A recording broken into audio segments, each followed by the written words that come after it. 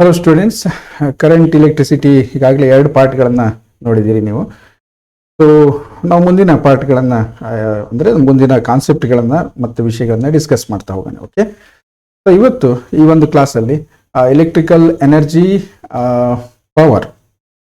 Power loss in transmission cables and combination of resistors, so both series ಮತ್ತು parallel ಕಾಂಬಿನೇಷನನ್ನು ನಾವು discuss ಮಾಡೋಣ. Okay, ಈಗ first ನಾವು electrical energy ಮತ್ತು ಪವರ್ ಎಲ್ಲಿಂದ ಹೇಗೆ ಎಕ್ಸ್ಪ್ರೆಷನ್ ಬರುತ್ತೆ ನಮಗೆ ಸೊ ಅನ್ನುವಂಥದ್ದನ್ನು ಇವತ್ತು ನೋಡೋಣ. ಸೊ ಅದಕ್ಕೆ ಫಸ್ಟು ನಾವೇನು ಮಾಡುವ ಅಂದರೆ, consider a conductor with end points A and B. ಒಂದು ಉದ್ದ ಕಂಡಕ್ಟರ್ ಅಂದರೆ wire, may be cylindrical or in any shape. So ಒಂದು ವಯರನ್ನು ತೆಗೆದುಕೊಳ್ಳೋಣ, ಅದರ ಎಂಡನ್ನು ಎ ಆ್ಯಂಡ್ ಬಿ ಅಂತ ಮಾರ್ಕ್ ಮಾಡೋಣ ಅನ್ನುವಂಥದ್ದು.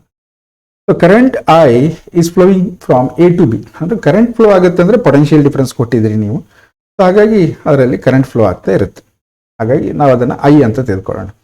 ಕರೆಂಟ್ ಫ್ಲೋ ಆಗ್ತಾ ಇದೆ. ಸೊ ನಿಮ್ಗೆ ಗೊತ್ತಿದೆ, ಕರೆಂಟ್ ಫ್ಲೋ ಆಗಬೇಕಂದ್ರೆ ನಾವು ಎಕ್ಸ್ಟರ್ನಲಿ ಒಂದು ಬ್ಯಾಟ್ರಿಯನ್ನು ಏನೋ ಕನೆಕ್ಟ್ ಮಾಡಬೇಕು ಅಂತ ಅರ್ಥ. ಒಟ್ಟಿನಲ್ಲಿ ಒಂದು ಕರೆಂಟ್ ಇದರಲ್ಲಿ ಐ ಫ್ಲೋ ಆಗ್ತಾ ಇದೆ ಅನ್ನಂಗಾಯ್ತು. ಈಗ ಕರೆಂಟ್ ಫ್ಲೋ ಆಗೋಕ್ಕೆ ಮೇನ್ ರೀಸನ್ ಅಂದರೆ ಫೀಲ್ಡ್ ಅಥವಾ ಪೊಟೆನ್ಷಿಯಲ್ ಡಿಫರೆನ್ಸ್. ಎರಡು ಕಡೆ ಪೊಟೆನ್ಷಿಯಲ್ ಡಿಫರೆನ್ಸ್ ಇದ್ದಾಗ ಮಾತ್ರ ಕರೆಂಟ್ ಫ್ಲೋ ಆಗುತ್ತೆ ಅನ್ನೋದು ನಾವಿಷ್ಟು ಹಿಂದಿನ ಪಾರ್ಟ್ಗಳಲ್ಲಿ ಕಲ್ತಿದ್ವಿ. ಅದಕ್ಕೆ let potential at A is V A ಪಾಯಿಂಟಲ್ಲಿ ನಾವು ವಿ ಎ ಅಂತ ತಿಳ್ಕೊಳ್ಳೋಣ. So next potential at B is V B, ಈ ಪಾಯಿಂಟಲ್ಲಿ ನಾವು ವಿ ಬಿ ಅಂತ ತೆಗೆದುಕೊಳ್ಳೋಣ. ಓಕೆ, ಅಂದರೆ ಈಗ ಯಾಕೆಂದರೆ ಪೊಟೆನ್ಷಿಯಲ್ ಡಿಫರೆನ್ಸ್ ಇದೆ, ಪೊಟೆನ್ಷಿಯಲ್ ಡಿಫರೆನ್ಸ್ ಇದ್ದದಕ್ಕೆ ಕರೆಂಟ್ ಫ್ಲೋ ಆಗ್ತಾ ಇರೋದು ಅನ್ನುವಂಥದ್ದು.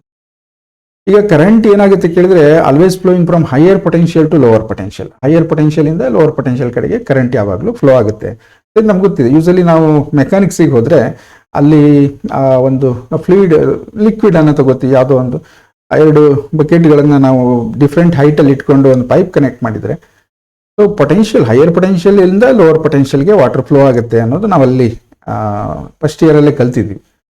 ಸಿಮಿಲರ್ಲಿ ಇಲ್ಲೂ ಕೂಡ ಏನಾಗುತ್ತೆ ಕೇಳಿದರೆ, ಪೊಟೆನ್ಷಿಯಲ್ ಡಿಫರೆನ್ಸ್ ಇರೋದ್ರಿಂದ ಆ ಚಾರ್ಜ್ ಫ್ಲೋ ಆಗಲಿ ಸ್ಟಾರ್ಟ್ ಆಗುತ್ತೆ. ಸೊ ಹೈಯರ್ ಪೊಟೆನ್ಷಿಯಲ್ ಇಂದ ಲೋವರ್ ಪೊಟೆನ್ಷಿಯಲ್ಗೆ ಫ್ಲೋ ಆಗುತ್ತೆ. So that is the direction of the current. Okay, ಹಾಗಾಗಿ ನಮ್ಗೆ ಏನು ಗೊತ್ತಾಯಿತು ಅಂದರೆ, ವಿ ಆಫ್ ಎ ಅಂದರೆ potential at A is greater than potential at B ಅನ್ನೋದು ಗೊತ್ತಾಯಿತು. ನೋಡಿ, ಎ ಪಾಯಿಂಟಲ್ಲಿ ಪೊಟೆನ್ಷಿಯಲ್ ಜಾಸ್ತಿ ಇದೆ, ಬಿದಲ್ಲಿ ಕಡಿಮೆ ಇದೆ. So that's why the direction of the current ಹಾಗಾಗಿ ಫ್ಲೋ ಆಗ್ತಾ ಇದೆ ಅನ್ನುವಂಥದ್ದು. Potential difference across A and B, ನಾವು ಡಿಫ್ರೆನ್ಸ್ ಅನ್ನು ಫೈಂಡ್ ಔಟ್ ಮಾಡ್ಬೋದು. ಈಗ ವೆರಿ ಸಿಂಪಲ್, ನಿಮಗೆ ಈ ಭಾಷೆಯಲ್ಲಿ ಹೇಳಿದ್ರೆ ಏನೋ ಹೊಸದು ಹೇಳ್ದಂಗೆ ಅನ್ಸುತ್ತೆ. ಆ ಒಂದು ಬ್ಯಾಟ್ರಿ ಸೆಲ್ ತಗೊಂಡಿದ್ರಿ ಅಂದ್ಕೊಳ್ಳಿ. ಸೊ ಮೇಲ್ಗಡೆ ಏನಿರುತ್ತೆ, ಪ್ಲಸ್ ಅಥವಾ 2 ವೋಲ್ಟ್ ಅಂತ ಬರ್ತಿರುತ್ತೆ. ಸೊ ಬಾಟಮಲ್ಲಿ ಆ ಬ್ಯಾಟ್ರಿ ಸೆಲ್ ತಗೊಂಡ್ರೆ 0 ವೋಲ್ಟ್ ಅಂತ ಬರ್ತಿರುತ್ತೆ. ನೀವು ಅದಕ್ಕೆ ಒಂದು ವೈರ್ ಕನೆಕ್ಟ್ ಮಾಡಿ ಒಂದು ಬಲ್ಬನ್ನು ಹಾಕಿದ್ರೆ ಮಧ್ಯದಲ್ಲಿ ಬಲ್ಬ್ ಗ್ಲೋ ಆಗುತ್ತೆ. ಸೊ ಕರೆಂಟ್ ಫ್ಲೋ ಆಯಿತು ಅಂತ ಅರ್ಥ. ಕರೆಂಟ್ ಯಾಕೆ ಫ್ಲೋ ಆಯಿತು ಕೇಳಿದ್ರೆ, ಹೈಯರ್ ಪೊಟೆನ್ಷಿಯಲ್ ಇಂದ ಲೋವರ್ ಪೊಟೆನ್ಷಿಯಲ್ಗೆ ಕರೆಂಟ್ ಫ್ಲೋ ಆಗಿದೆ ಅಂತ ನಾವು ಹೇಳ್ತೀವಿ. ಓಕೆ, ಈಗ ನಾವು ಅವೆರಡರ ಪೊಟೆನ್ಷಿಯಲ್ ಡಿಫರೆನ್ಸ್ ಅಂತೀವಲ್ಲ ನೋಡಿ. ಈಗ ಸೆಲ್ಲಲ್ಲಿ ಏನು ಮಾಡಿರ್ತಾರೆ ಕೇಳಿದರೆ, ಸಾಮಾನ್ಯವಾಗಿ ನೆಗೆಟಿವ್ ಟರ್ಮಿನಲ್ ಇರುತ್ತಲ್ಲ, 0 ಪೊಟೆನ್ಷಿಯಲ್ ಅಂತ ಕನ್ಸಿಡರ್ ಮಾಡಿಕೊಂಡ್ರೆ ಪಾಸಿಟಿವ್ಗೆ +2 ಅಂತ ಮಾಡ್ತಾರೆ. ಸೊ ಪೊಟೆನ್ಷಿಯಲ್ ಡಿಫರೆನ್ಸ್ ಏನಾಗುತ್ತೆ, 2 - 0 ದಟ್ ಇಸ್ 2 ವೋಲ್ಟ್. ಅರ್ಥ ಆಯ್ತಾ? ಸೊ ಹಾಗಾಗಿ ಇಲ್ಲಿ ನಾವು ಆ ಥರ ವ್ಯಾಲ್ಯೂಸ್ ಹಾಕೊಂಡಿಲ್ಲ. ಬಟ್ ಪೊಟೆನ್ಷಿಯಲ್ ಡಿಫರೆನ್ಸ್ ಅಂದಾಗ ನಾವೇನು ಮಾಡ್ತೀವಿ, ದಟ್ ಈಸ್ ವಿ ಅಂತ ಹೇಳೋದಾದರೆ V A minus V B ಅಂತ ಕರಿತೀವಿ. ಓಕೆ, ಸೊ ಇಷ್ಟೊತ್ತು ನಮ್ಗೆ ಗೊತ್ತಾಗಿರೋದು ಏನು ಕೇಳಿದರೆ, ಒಂದು ಕರೆಂಟ್ ಫ್ಲೋ ಆಗ್ತಾ ಇದೆ ಕಂಡಕ್ಟರಲ್ಲಿ, ಪೊಟೆನ್ಷಿಯಲ್ ಡಿಫರೆನ್ಸ್ ಇದೆ. ಸೊ ಹಾಗಾಗಿ ಚಾರ್ಜ್ ಫ್ಲೋ ಆಗ್ತಾ ಇದೆ ಅನ್ನೋದು ಗೊತ್ತಾಯ್ತು. ಓಕೆ, ನೆಕ್ಸ್ಟು ಈಗ ನಾವು ಸ್ವಲ್ಪ ಬೇಸಿಕ್ ಆಗಿ ಆ ಕರೆಂಟ್ ಅಂದರೆ ಏನು ಅನ್ನೋ ರೇಂಜಿಗೆ ಹೋದಾಗ, ಕರೆಂಟ್ ಅನ್ನೋದೇನು ಕೇಳಿದರೆ ಫ್ಲೋ ಆಫ್ ಚಾರ್ಜಸ್. ಹಾಗಾಗಿ ಕರೆಂಟ್ ಫ್ಲೋ ಆಗ್ತಾ ಇದೆ ಅಂದರೆ ಅರ್ಥ ಚಾರ್ಜ್ ಫ್ಲೋ ಆಗ್ತಾ ಇದೆ ಅಂತೇಳಿ. So there is a current ಅನ್ನೋದ್ರ ಅರ್ಥ ಚಾರ್ಜು ಮೂವ್ ಆಗ್ತಾ ಇದೆ ಅಂತ ಹೇಳ್ತೀವಿ ನಾವು. ಈಗ ಇಲ್ಲಿ ಡೆಲ್ಟಾ ಕ್ಯೂ ಅನ್ನೋದು ಒಂದು ಸ್ಮಾಲ್ ಕ್ವಾಂಟಿಟಿ ಆಫ್ ಚಾರ್ಜು ಸಣ್ಣ ಒಂದು ಡೆಲ್ಟಾ ಟಿ ಇಂಟರ್ವಲ್ ಆಫ್ ಟೈಮಲ್ಲಿ ಎ ಇಂದ ಬಿಗೆ ಮೂವ್ ಆಗಿದೆ ಅಂದ್ಕೊಳ್ಳೋಣ. ಚಾರ್ಜ್ ಮೂವ್ ಆಗಿದೆ, ಕರೆಕ್ಟಾ? ನಾವು ಕಲ್ತಿದ್ದೀವಿ ಇದನ್ನೆಲ್ಲ. ಚಾರ್ಜ್ ಮೂವ್ ಆಗಿ ನಂತರನೇ ನಾವು ಕರೆಂಟ್ ಅಂತ ಹೇಳಿರೋದು. ಸೊ ನೆಕ್ಸ್ಟ್ ಏನು ಕೇಳಿದರೆ, from the definition of current definition ಏನು ಹೇಳುತ್ತೆ, I is equal to delta Q by delta T ಅಂತ ಹೇಳುತ್ತೆ. ನಮಗೆ ಕರೆಂಟು ಡೆಫಿನೇಷನ್ ಗೊತ್ತಿದೆ, that is the rate of flow of charges ಅಲ್ವಾ. So in interval of time, delta T ಅನ್ನೋದು ಒಂದು ಸಣ್ಣ ಇಂಟರ್ವಲ್ ಆಫ್ ಟೈಮ್, ಸಣ್ಣ ಟೈಮ್, ಭಾಳ ಸಣ್ಣ ಟೈಮಲ್ಲಿ ಎಷ್ಟು ಚಾರ್ಜ್ ಫ್ಲೋ ಆಗಿದೆ, ಡೆಲ್ಟಾ ಕ್ಯೂ. ಹಾಗಾಗಿ ನಾವೇನು ಮಾಡ್ಬೋದು, ಡೆಲ್ಟಾ ಕ್ಯೂ ಎಷ್ಟು ಅಂತ ಫೈಂಡ್ ಔಟ್ ಮಾಡೋದಾದರೆ ನಮಗೆ ಕರೆಂಟ್ ಗೊತ್ತಿದ್ರೆ ಟೈಮ್ ಇಂಟರ್ವಲಿಂದ ಮಲ್ಟಿಪ್ಲೈ ಮಾಡಿದರೆ ಅಮೌಂಟ್ ಆಫ್ ಚಾರ್ಜ್ ಸಿಗುತ್ತೆ. ಹಾಗಾಗಿ ನಾವು ಏನು ಹೇಳ್ಬೋದು, delta Q equals to I into delta T ಅಂತ ಹೇಳ್ಬೋದು, ಕರೆಕ್ಟಾ? So this is the amount of charge crossing from A to B. A ಇಂದ ಬಿಗೆ ಅದು ಹೋಗ್ತಾ ಇದೆ ಅಂತೇಳಿ. ಈಗ ನಾವು ಫಸ್ಟ್ ಇದಕ್ಕೂ ಹಿಂದಿನ ಚಾಪ್ಟರ್ಗೆ ಹೊರಟು ಹೋದ್ರೆ potential electrostatic potential and capacitors ಇದೆಯಲ್ಲ, ಅಲ್ಲಿ ಕಲ್ತಿದ್ದೀವಿ ಪೊಟೆನ್ಷಿಯಲ್ ಎನರ್ಜಿ ಅನ್ನೋದು ಏನು ಅನ್ನುವಂಥದ್ದು. ಸೊ ಅಲ್ಲಿಂದ ಯೂಸ್ ಮಾಡ್ಕೋಬೇಕು ನಾವು. ಅಲ್ಲಿ potential energy of a charge at a particular point ಅಂತ ಹೇಳಿದಾಗ ನಾವೇನು ಮಾಡ್ತೀವಿ, so that is amount of work done to bring a unit positive test charge from particular point ಅಂತ ಕರಿತೀವಿ. ಸೊ ನೀವೇನು ಮಾಡಿ, ನಿಮ್ಮ ಪೊಟೆನ್ಷಿಯಲ್ ಡೆಫಿನೇಷನ್ ನೆನ್ಪು ಮಾಡ್ಕೊಳ್ಳಿ. V is equal to Q by work done, sorry W by Q ಅಂತ ಬರಿತೀವಿ. ನೆನಪಿಗೆ ಬರುತ್ತಾ? Potential at a particular point, potential at a particular point ಅಂದಾಗ ನಾವು V is equal to Q by W by Q ಅಂತ ಬರಿತೀವಿ. ಆಮೇಲೆ W is equal to ಏನು ಮಾಡ್ತೀವಿ ನಾವು, W is equal to V into Q ಅಂತ ಬರಿತೀವಿ. So work done per unit charge ಅನ್ನ ಪೊಟೆನ್ಷಿಯಲ್ ಅಂತೀವಿ. ವರ್ಕ್ ಡನ್ ಅಂದಾಗ ಏನಾಯಿತು, ಆ ಯೂನಿಟ್ ಚಾರ್ಜ್ ಮಲ್ಟಿಪ್ಲೈ ಆಗುತ್ತೆ ಪೊಟೆನ್ಷಿಯಲ್ಗೆ. ಸೊ ಡೆಲ್ಟಾ ವಿ ಅನ್ನೋದೇನು ಪೊಟೆನ್ಷಿಯಲ್ ಡಿಫರೆನ್ಸ್. ಡೆಲ್ಟಾ ವಿ ನಾವಿಲ್ಲಿ ಮಾಡಿದ್ದೀವಿ ನೋಡಿ, ಇದು V A minus V B ಅನ್ನೋದು potential difference into that amount of charge ಅನ್ನು ತಗೊಂಡ್ರೆ ಡೆಲ್ಟಾ ಕ್ಯೂ ಇಂದ, ಸೊ ನಮಗೆ ವರ್ಕ್ ಡನ್ ಸಿಗುತ್ತೆ. Very simple. ವರ್ಕ್ ಮಾಡಿರೋದು ನಾವೇ ಮಾಡಿಲ್ಲ, ವರ್ಕ್ ಆಗಿರೋದು ನಿಜ, but work done by external agency. ಯಾರು? ಬ್ಯಾಟ್ರಿ ಆ ಕೆಲಸವನ್ನ ಮಾಡಿದೆ. ಸೊ ಆ ಚಾರ್ಜ್ ಅನ್ನು ಇಲ್ಲಿಂದ ಅಲ್ಲಿಗೆ ಕಳಿಸೋ ಕೆಲಸವನ್ನ ಬ್ಯಾಟ್ರಿ ಮಾಡಿದೆ, ಅಂದ್ರೆ ಎಲೆಕ್ಟ್ರಿಕ್ ಫೀಲ್ಡ್ ಮಾಡಿದೆ ಅನ್ನೋ ಅರ್ಥ. ಹಾಗಾಗಿ ನಾವು ಅಮೌಂಟ್ ಆಫ್ ವರ್ಕ್ ಡನ್ ಅನ್ನು ಹೇಳೋದಾದ್ರೆ ಏನ್ ಮಾಡ್ತೀವಿ, ಕ್ಯೂ ಇಂಟು ವಿ. ಆರ್ ಇದು ಭಾಳ ಸರಿ ಯೂಸ್ ಮಾಡಿದ್ರಲ್ವಾ, ಒಂದು ಡೆರಿವೇಶನ್ ಎಲ್ಲ ಇದೆ ನೋಡಿ, potential energy due to a point charges, system of charges ಎಲ್ಲ ಮಾಡಿದೀವಲ್ವಾ ಡೆರಿವೇಶನ್ ಹಿಂದಿನ ಚಾಪ್ಟರ್ಲಿ.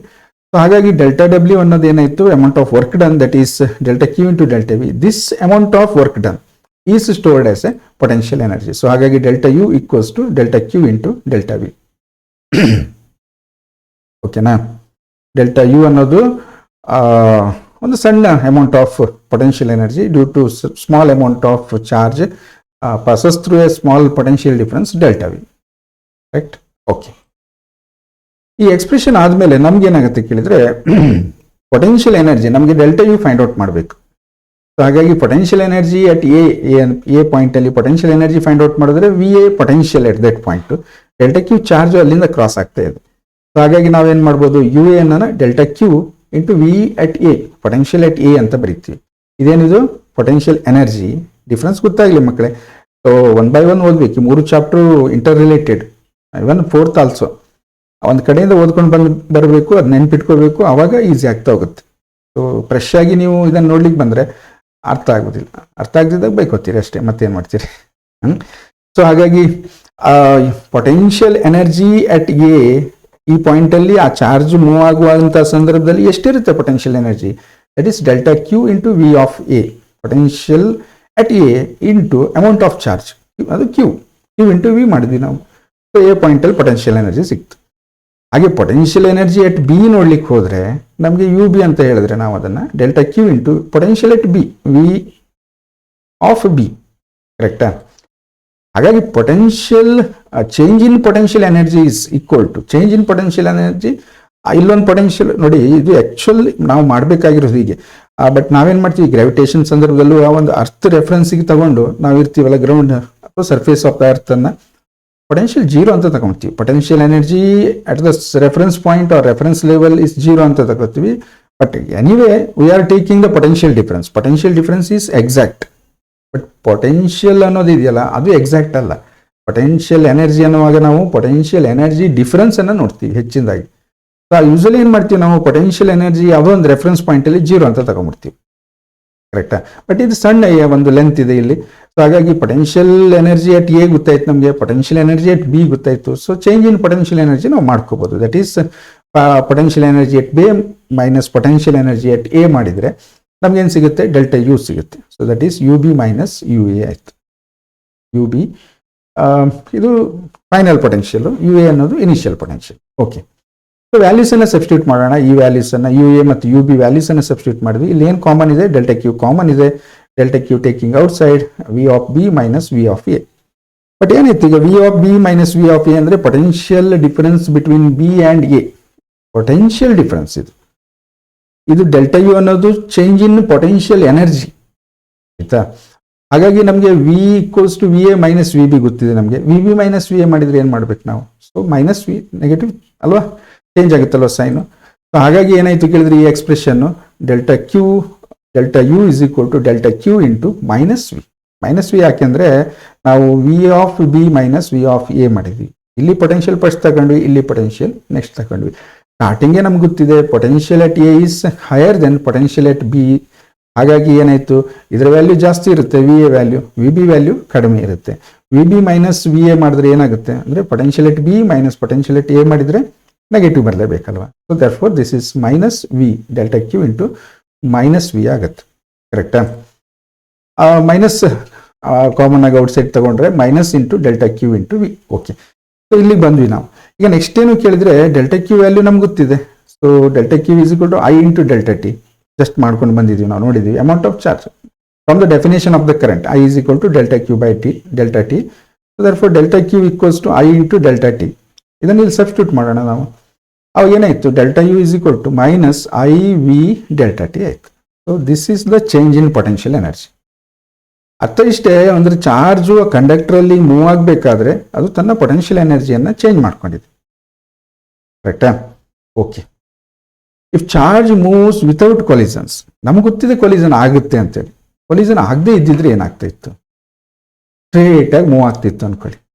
ಸೊ ಫಾರ್ ಎಕ್ಸಾಂಪಲ್ ಈ ಗ್ರಾವಿಟೇಷನಲ್ ಚಾಪ್ಟರ್ಲೆಲ್ಲ ನಾವು ಕಲಿತೀವಿ ನೋಡಿ, ಫ್ರೀ ಫಾಲ್ ಅಂತೇಳಿ. ಒಂದು ಆಬ್ಜೆಕ್ಟನ್ನು ನಾವು ಮೇಲಿಂದ ಬಿಟ್ವಿ ಅಂದ್ಕೊಳ್ಳಿ. ಸೊ ಈಸ್ ಎಕ್ಸಲರೇಟ್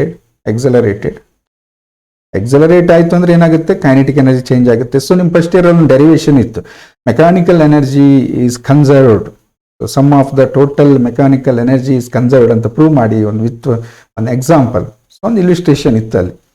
ಅವಾಗ ಏನು ಮಾಡ್ತೀವಿ ನಾವು, finally body is at rest ಅಂತೀವಿ, ಕೈನೆಟಿಕ್ ಎನರ್ಜಿ ಇಸ್ ಜೀರೋ ಅಂತೀವಿ, total energy is potential energy. ಬರ್ತಾ ನಾವು ಮಧ್ಯದಲ್ಲಿ ಒಂದು ಪಾಯಿಂಟ್ ತಗೊಂಡು ನೋಡ್ತೀವಿ, ಪೊಟೆನ್ಷಿಯಲ್ ಎನರ್ಜಿ ಡಿಕ್ರೀಸ್ ಆಗಿದೆ, ಕೈನೆಟಿಕ್ ಎನರ್ಜಿ ಇನ್ಕ್ರೀಸ್ ಆಗಿದೆ, ಮತ್ತು ಬಾಟಮಿಗೆ ಬಂದಾಗ potential energy zero, total energy is convert into kinetic energy ಅಂತೀವಿ. ಕರೆಕ್ಟಾ?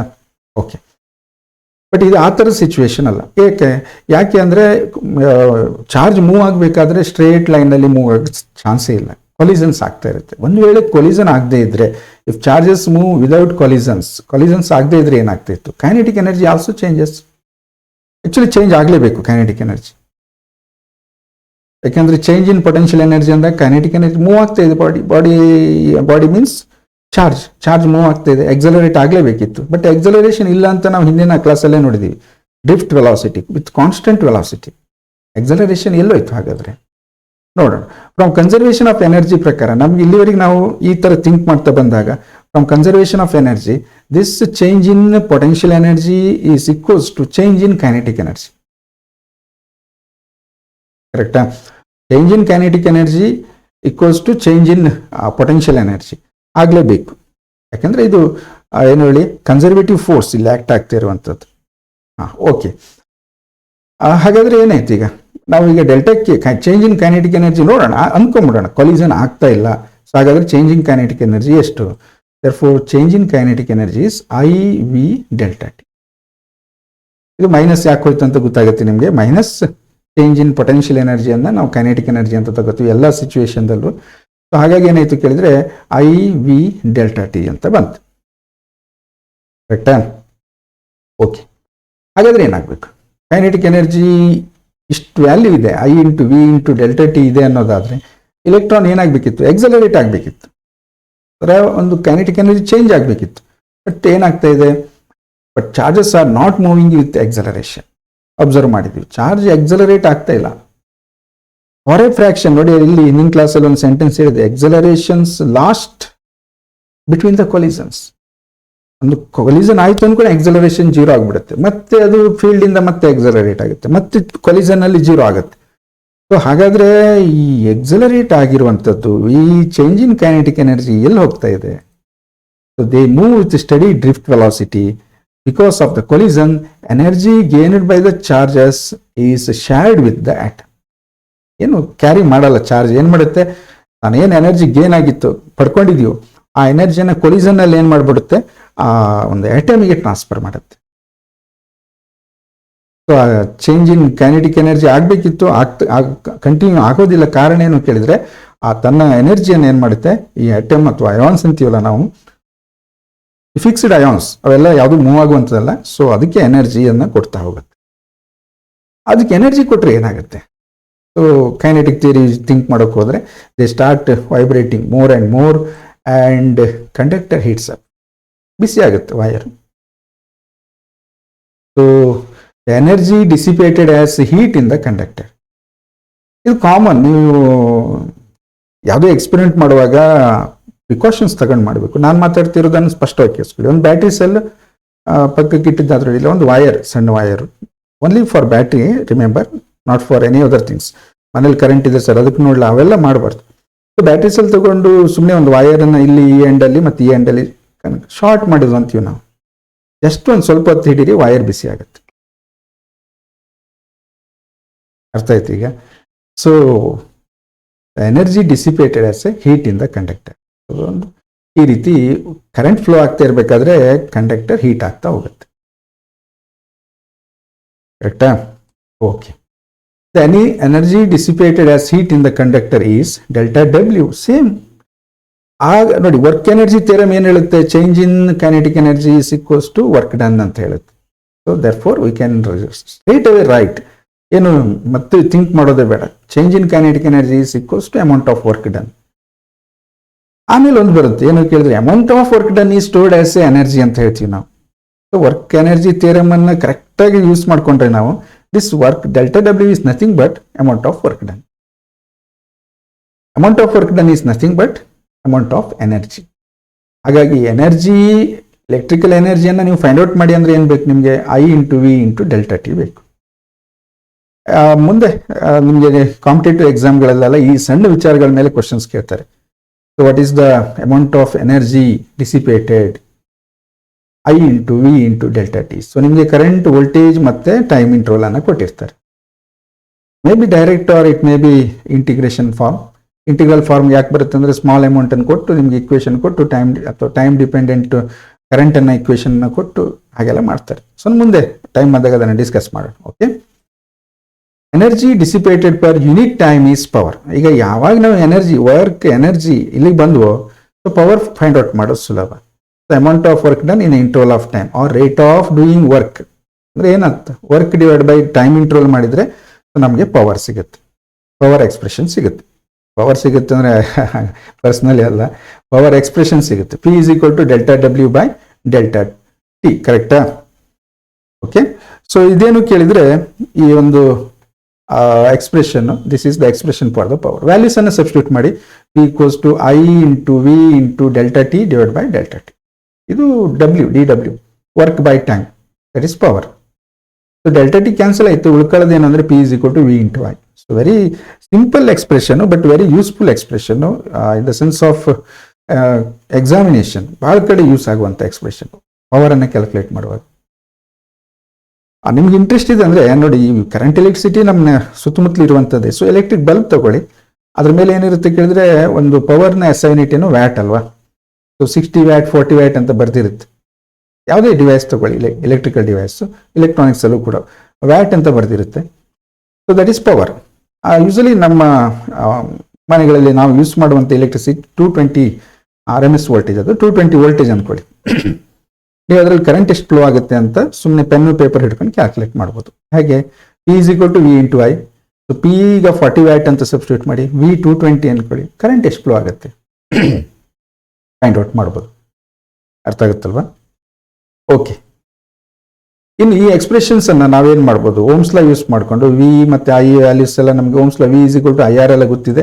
ಒಂದು ವ್ಯಾಲ್ಯೂ ಸಬ್ಸ್ಟಿಟ್ಯೂಟ್ ಮಾಡಿ, V is equal to IR ಅಂತೇಳಿ. ವಿ ಇದ್ದಲ್ಲಿ ಐ ಮತ್ತು ಆರ್ ಅನ್ನು ಸಬ್ಸ್ಟಿಟ್ಯೂಟ್ ಮಾಡಿದ್ರೆ ಏನಾಗುತ್ತೆ? P is equal to I square R ಆಗುತ್ತೆ. ಕೆಲವು ಸಂದರ್ಭದಲ್ಲಿ ಈ ಒಂದು ಎಕ್ಸ್ಪ್ರೆಷನ್ ಹೆಲ್ಪ್ ಆಗುತ್ತೆ ನಮಗೆ ಕರೆಂಟ್ ಮತ್ತೆ ರೆಸಿಸ್ಟೆನ್ಸ್ ಇದ್ದಾಗ. ನೆಕ್ಸ್ಟ್ ಏನ್ ಮಾಡ್ಬೋದು?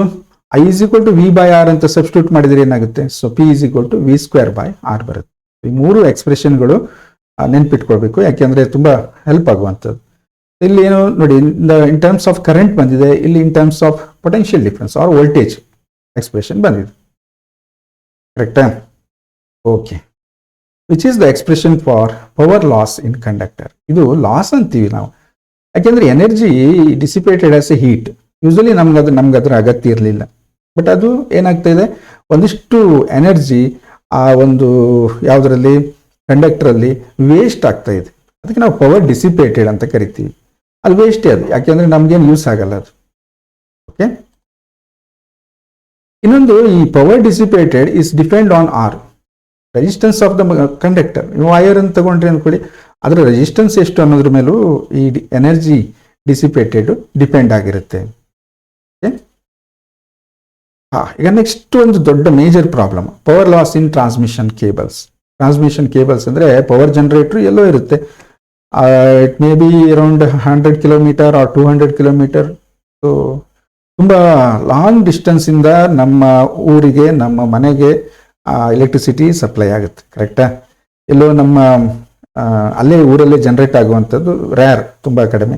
So power generator or power stations ಅಂತ ಕರೀತಾರೆ, ಎಲ್ಲೋ ಇರ್ಬೋದು, ತುಂಬ ದೂರದಲ್ಲಿರುತ್ತೆ. ಸೊ ಅಲ್ಲಿಂದ ಏನು ಮಾಡ್ತಾರೆ, ವೈರ್ಗಳ ಮೂಲಕ ತುಂಬ ದೊಡ್ಡ ದೊಡ್ಡ ಪಿಲ್ಲರ್ಗಳ ಮೇಲೆ ಒಂದು ವೈರ್, ದಪ್ಪ ವೈರ್ ಹಾಕೊಂಡು ತರ್ತಾ ಇರ್ತಾರೆ. ನೀವು ಅಬ್ಸರ್ವ್ ಮಾಡಿರ್ಬೋದು, ಹೈ ಟೆನ್ಷನ್ ವೈರ್ಸ್ ಅಂತ ಕರೀತಾರೆ. ಆ ವೈರ್ನ ಹತ್ರ ಹೋದ್ರೆ ಸಾಕು, ಟಚ್ ಮಾಡೋಷ್ಟರಲ್ಲೇ ಬರ್ನ್ ಆಗೋಗ್ಬಿಡುತ್ತೆ ಬಾಡಿ. ಅಷ್ಟು ಹೈ ಟೆನ್ಷನ್, ಹೈ ವೋಲ್ಟೇಜ್ ಇರುತ್ತೆ ಅದರಲ್ಲಿ. ಯಾಕೆ, ಏನು ಕತೆ ನೋಡೋಣ. ಅದರಲ್ಲಿ ಎಷ್ಟು ಪವರ್ ಲಾಸ್ ಆಗುತ್ತೆ? ಅದರಲ್ಲಿ ಲಾಸ್ ಆಗಿರೋ ಪವರ್ ಲಾಸೇ, ನಮ್ಗಂತೂ ಸಿಗಲ್ಲ. ಸೊ ಅಲ್ಲಿ ಒಂದು ಕಳಿಸಿರೋದು ಒಂದು 100 ಕಳಿಸಿದ್ರೆ ನಮ್ಗೆ ರೀಚ್ ಆಗೋದು 16 17, ಆದರೆ ಎಷ್ಟು 40% ಲಾಸ್ ಆಯಿತು ಅಂದರೆ ಯಾರಿಗೂ ಲಾಭ ಇಲ್ಲ ಅಲ್ವಾ? ಅದಕ್ಕಾಗಿ ಎಷ್ಟು ಲಾಸ್ ಆಗುತ್ತೆ ಮತ್ತು ಅದನ್ನು ನಾವು ಹೇಗೆ ಕಡಿಮೆ ಮಾಡ್ಕೋಬೋದು, ಆ ಲಾಸನ್ನು ಕಡಿಮೆ ಮಾಡ್ಕೋಬೋದು ಅನ್ನೋದನ್ನು ನೋಡೋಣ. Power loss in transmission cables. Electrical current is transmitted from power station to home and factories wire transmission cables. Wire ಹಾಕಿರ್ತಾರೆ ನೋಡಿ ರೋಡ್ ಸೈಡ್ ಎಲ್ಲ, ನೀವು ಎಲ್ಲ ಕಡೆನೂ ನೋಡಿರ್ತೀರಿ, ನೋಡ್ದಿದ್ದಾರೆ ಯಾರು ಇರಲಿಕ್ಕಿಲ್ಲ. ಬಟ್ ಏನು ಕೇಳಿದ್ರೆ, ಅಲ್ಲಿಂದ ಪವರ್ ಸ್ಟೇಷನ್ನಿಂದ ನಮ್ಮ ಮನೆಯವರೆಗೂ ಅಥವಾ ನಮ್ಮ ಯಾವುದೊಂದು ಇಂಡಸ್ಟ್ರಿ ಇದೆ ಅಂದರೆ ಅಲ್ಲಿವರೆಗೂ ಕೇಬಲ್ಗಳ ಮೂಲಕವೇ ಆ ಒಂದು ಎಲೆಕ್ಟ್ರಿಸಿಟಿಯನ್ನು ಸಪ್ಲೈ ಮಾಡ್ತಾ ಇರ್ತಾರೆ. ಕರೆಕ್ಟಾ? ಈಗ ನಾವೇನು ಮಾಡ್ಬೇಕು ಕೇಳಿದರೆ, ಅದನ್ನು ಅರ್ಥ ಮಾಡ್ಕೋಬೇಕಂದ್ರೆ, ಈಗ ನಮ್ಮ ಮನೇಲಿ ಯಾವುದೋ ಒಂದು ಡಿವೈಸ್ ಇದೆ ಅಂದ್ಕೊಳ್ಳೋಣ, ಅದು ಆರ್ ಅಂತ ಕರೆಯೋಣ. ಅದಕ್ಕೆ ಒಂದು ಪಿ ಪವರ್ ಬೇಕು. ಹಿಂಗೆಲ್ಲ ಹೇಳಿದ್ರೆ ಅರ್ಥ ಆಗುತ್ತಲ್ವ? ಸೊ ಅದಕ್ಕೆ ಆರ್ ಅಂದರೆ ಅದಕ್ಕೊಂದು ರೆಸಿಸ್ಟೆನ್ಸ್ ಇದೆ. ಅದಕ್ಕೆ ನಾವು ವೋಲ್ಟೇಜ್ ಪಾಸ್ ಮಾಡಿದಾಗ ಕರೆಂಟು, ಪೊಟೆನ್ಷಿಯಲ್ ಡಿಫರೆನ್ಸ್ ಅಪ್ಲೈ ಮಾಡಿದಾಗ ಕರೆಂಟ್ ಅದರಲ್ಲಿ ಫ್ಲೋ ಆಗುತ್ತೆ. ಸೊ ಅದರ power P is equal to V × I, ಹೀಗೆ. ಓಕೆ, ಒಂದು ಸುಮ್ಮನೆ ಒಂದು ಡಯಾಗ್ರಾಮಲ್ಲಿ ನೋಡೋದಾದರೆ, ಇದು ಟ್ರಾನ್ಸ್ಮಿಷನ್ ಕೇಬಲ್ ಭಾಳ ದೂರದಿಂದ ಬರ್ತಾ ಇದೆ, ಇದು cables, wires.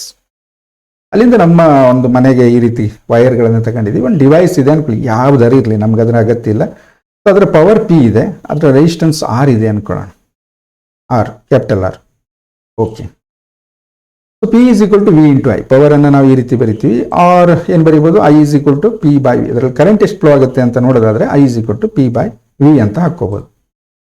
Transmission cables having A resistance RC. ಈ ನೀವು ನೋಡ್ಬೋದು, ಗುಡ್ ಕಂಡಕ್ಟರ್ ಅಂತೀವಿ ನಾವು. 100% ಕಂಡಕ್ಟರ್ ಅಂದರೆ ಯಾವುದು? Superconductor. Superconductor room ಟೆಂಪರೇಚರಲ್ಲಿ, ನಾರ್ಮಲ್ ಟೆಂಪರೇಚರಲ್ಲಿ ತರೋಕೆ ಇನ್ನೂ ಪ್ರಯತ್ನ ನಡೀತಾ ಇದೆ. ಯಾವಾಗೊಂದಿನ ಆಗ್ಬೋದು. ಅವಾಗಂತೂ 100% ಏನು, ನಾವು ಎಷ್ಟು ಎನರ್ಜಿ ಸಪ್ಲೈಗೆ ಆಗುತ್ತೋ ಪವರ್ ಸ್ಟೇಷನಲ್ಲಿ ಅಷ್ಟು ಎನರ್ಜಿ ನಮ್ಗೆ ರೀಚ್ ಆಗುತ್ತೆ, ಪವರ್ ಲಾಸ್ ಅನ್ನೋದೇ ಇರೋದು. ಈ ಸೂಪರ್ ಕಂಡಕ್ಟರ್ ಅನ್ನೋದು ಒಂದು ಐಡಿಯಲ್ ಅಲ್ವಾ? ಬಟ್ ರೂಮ್ ಟೆಂಪರೇಚರಿಗೆ ಬಂದರೆ ತುಂಬ ಬದಲಾವಣೆಗಳಾಗ್ತವೆ. ಯೂಸಲಿ ಏನಾಗುತ್ತೆ, ನಾವು ಇಲ್ಲಿ ಏನು ಯೂಸ್ ಮಾಡ್ಬೋದು, ನೆಕ್ಸ್ಟ್ ಈ ರೂಮ್ ಟೆಂಪರೇಚರಲ್ಲಿ ಗುಡ್ ಕಂಡಕ್ಟರ್ ಅಂದರೆ ಯಾವುದು ಅಂದರೆ ಗೋಲ್ಡ್ ಇರುತ್ತೆ, ಸಿಲ್ವರ್, ಕಾಪರ್, ನೋಬೆಲ್ ಮೆಟಲ್ಸ್ ಎಲ್ಲ ಗುಡ್ ಕಂಡಕ್ಟರ್ಸ್. ಈಗ ನಾವು ಯೂಸಲಿ ಕಾಪರ್ ಕೂಡ ಹಾಕ್ತಾ ಇಲ್ಲ, ಯಾಕೆಂದರೆ ಕಾಸ್ಟ್ಲಿ ಆಗಿದೆ, ಅದು ಅದರ ವ್ಯಾಲ್ಯೂಸ್ ಜಾಸ್ತಿ ಇದೆ. ಸೊ ಅದಕ್ಕೆ ಅಲ್ಯೂಮಿನಿಯಂ ಇಲ್ಲ ಅಯನ್ಸ್ ಅನ್ನ ಯೂಸ್ ಮಾಡ್ತೀವಿ ನಾವು ಎಲ್ಲಿ ಎಲೆಕ್ಟ್ರಿಸಿಟಿ ಪಾಸ್ ಮಾಡೋಕ್ಕೆ. So it's not good conductor, bad conductor ಅಲ್ಲ, but compare to gold it's a not good. ಹಾಗಾದರೆ ಏನಾಗುತ್ತೆ, ಪವರ್ ಲಾಸ್ ಡೆಫಿನೆಟ್ ಆಗುತ್ತೆ ಈ ವೈರ್ಗಳಲ್ಲಿ. ಅದಕ್ಕೆ ಏನು ಮಾಡಬೇಕು, ಬೆಸ್ಟ್ ಸಜೆಷನ್ ಅಂದರೆ ಏನು, ಆ ಅಲ್ಯೂಮಿನಿಯಂ ವೈರ್ಗಳನ್ನೆಲ್ಲ ರಿಪ್ಲೇಸ್ ಮಾಡಿ ಗೋಲ್ಡ್ ವೈರ್ಗಳನ್ನು ಹಾಕಬೇಕು.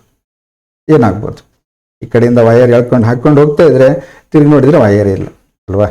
ಸೊ ಎಲ್ಲ ಒಂದು ಪ್ರಾಕ್ಟಿಕಲಿ ಇಂಪಾಸಿಬಲ್. ಓಕೆ, ಬಟ್ ಯಾವುದೋ ಒಂದು ವೈರ್ ಹಾಕಿದ್ದೀವಿ ನಾವಿಲ್ಲಿ, ಅಲ್ಯೂಮಿನಿಯಂ ಅಥವಾ ಯಾವುದೋ ಅನ್ಕೊಳ್ಳಿ, it has some resistance. Definitely ಅದಕ್ಕೆ ರೆಸಿಸ್ಟೆನ್ಸ್ ಇದ್ದೇ ಇರುತ್ತೆ.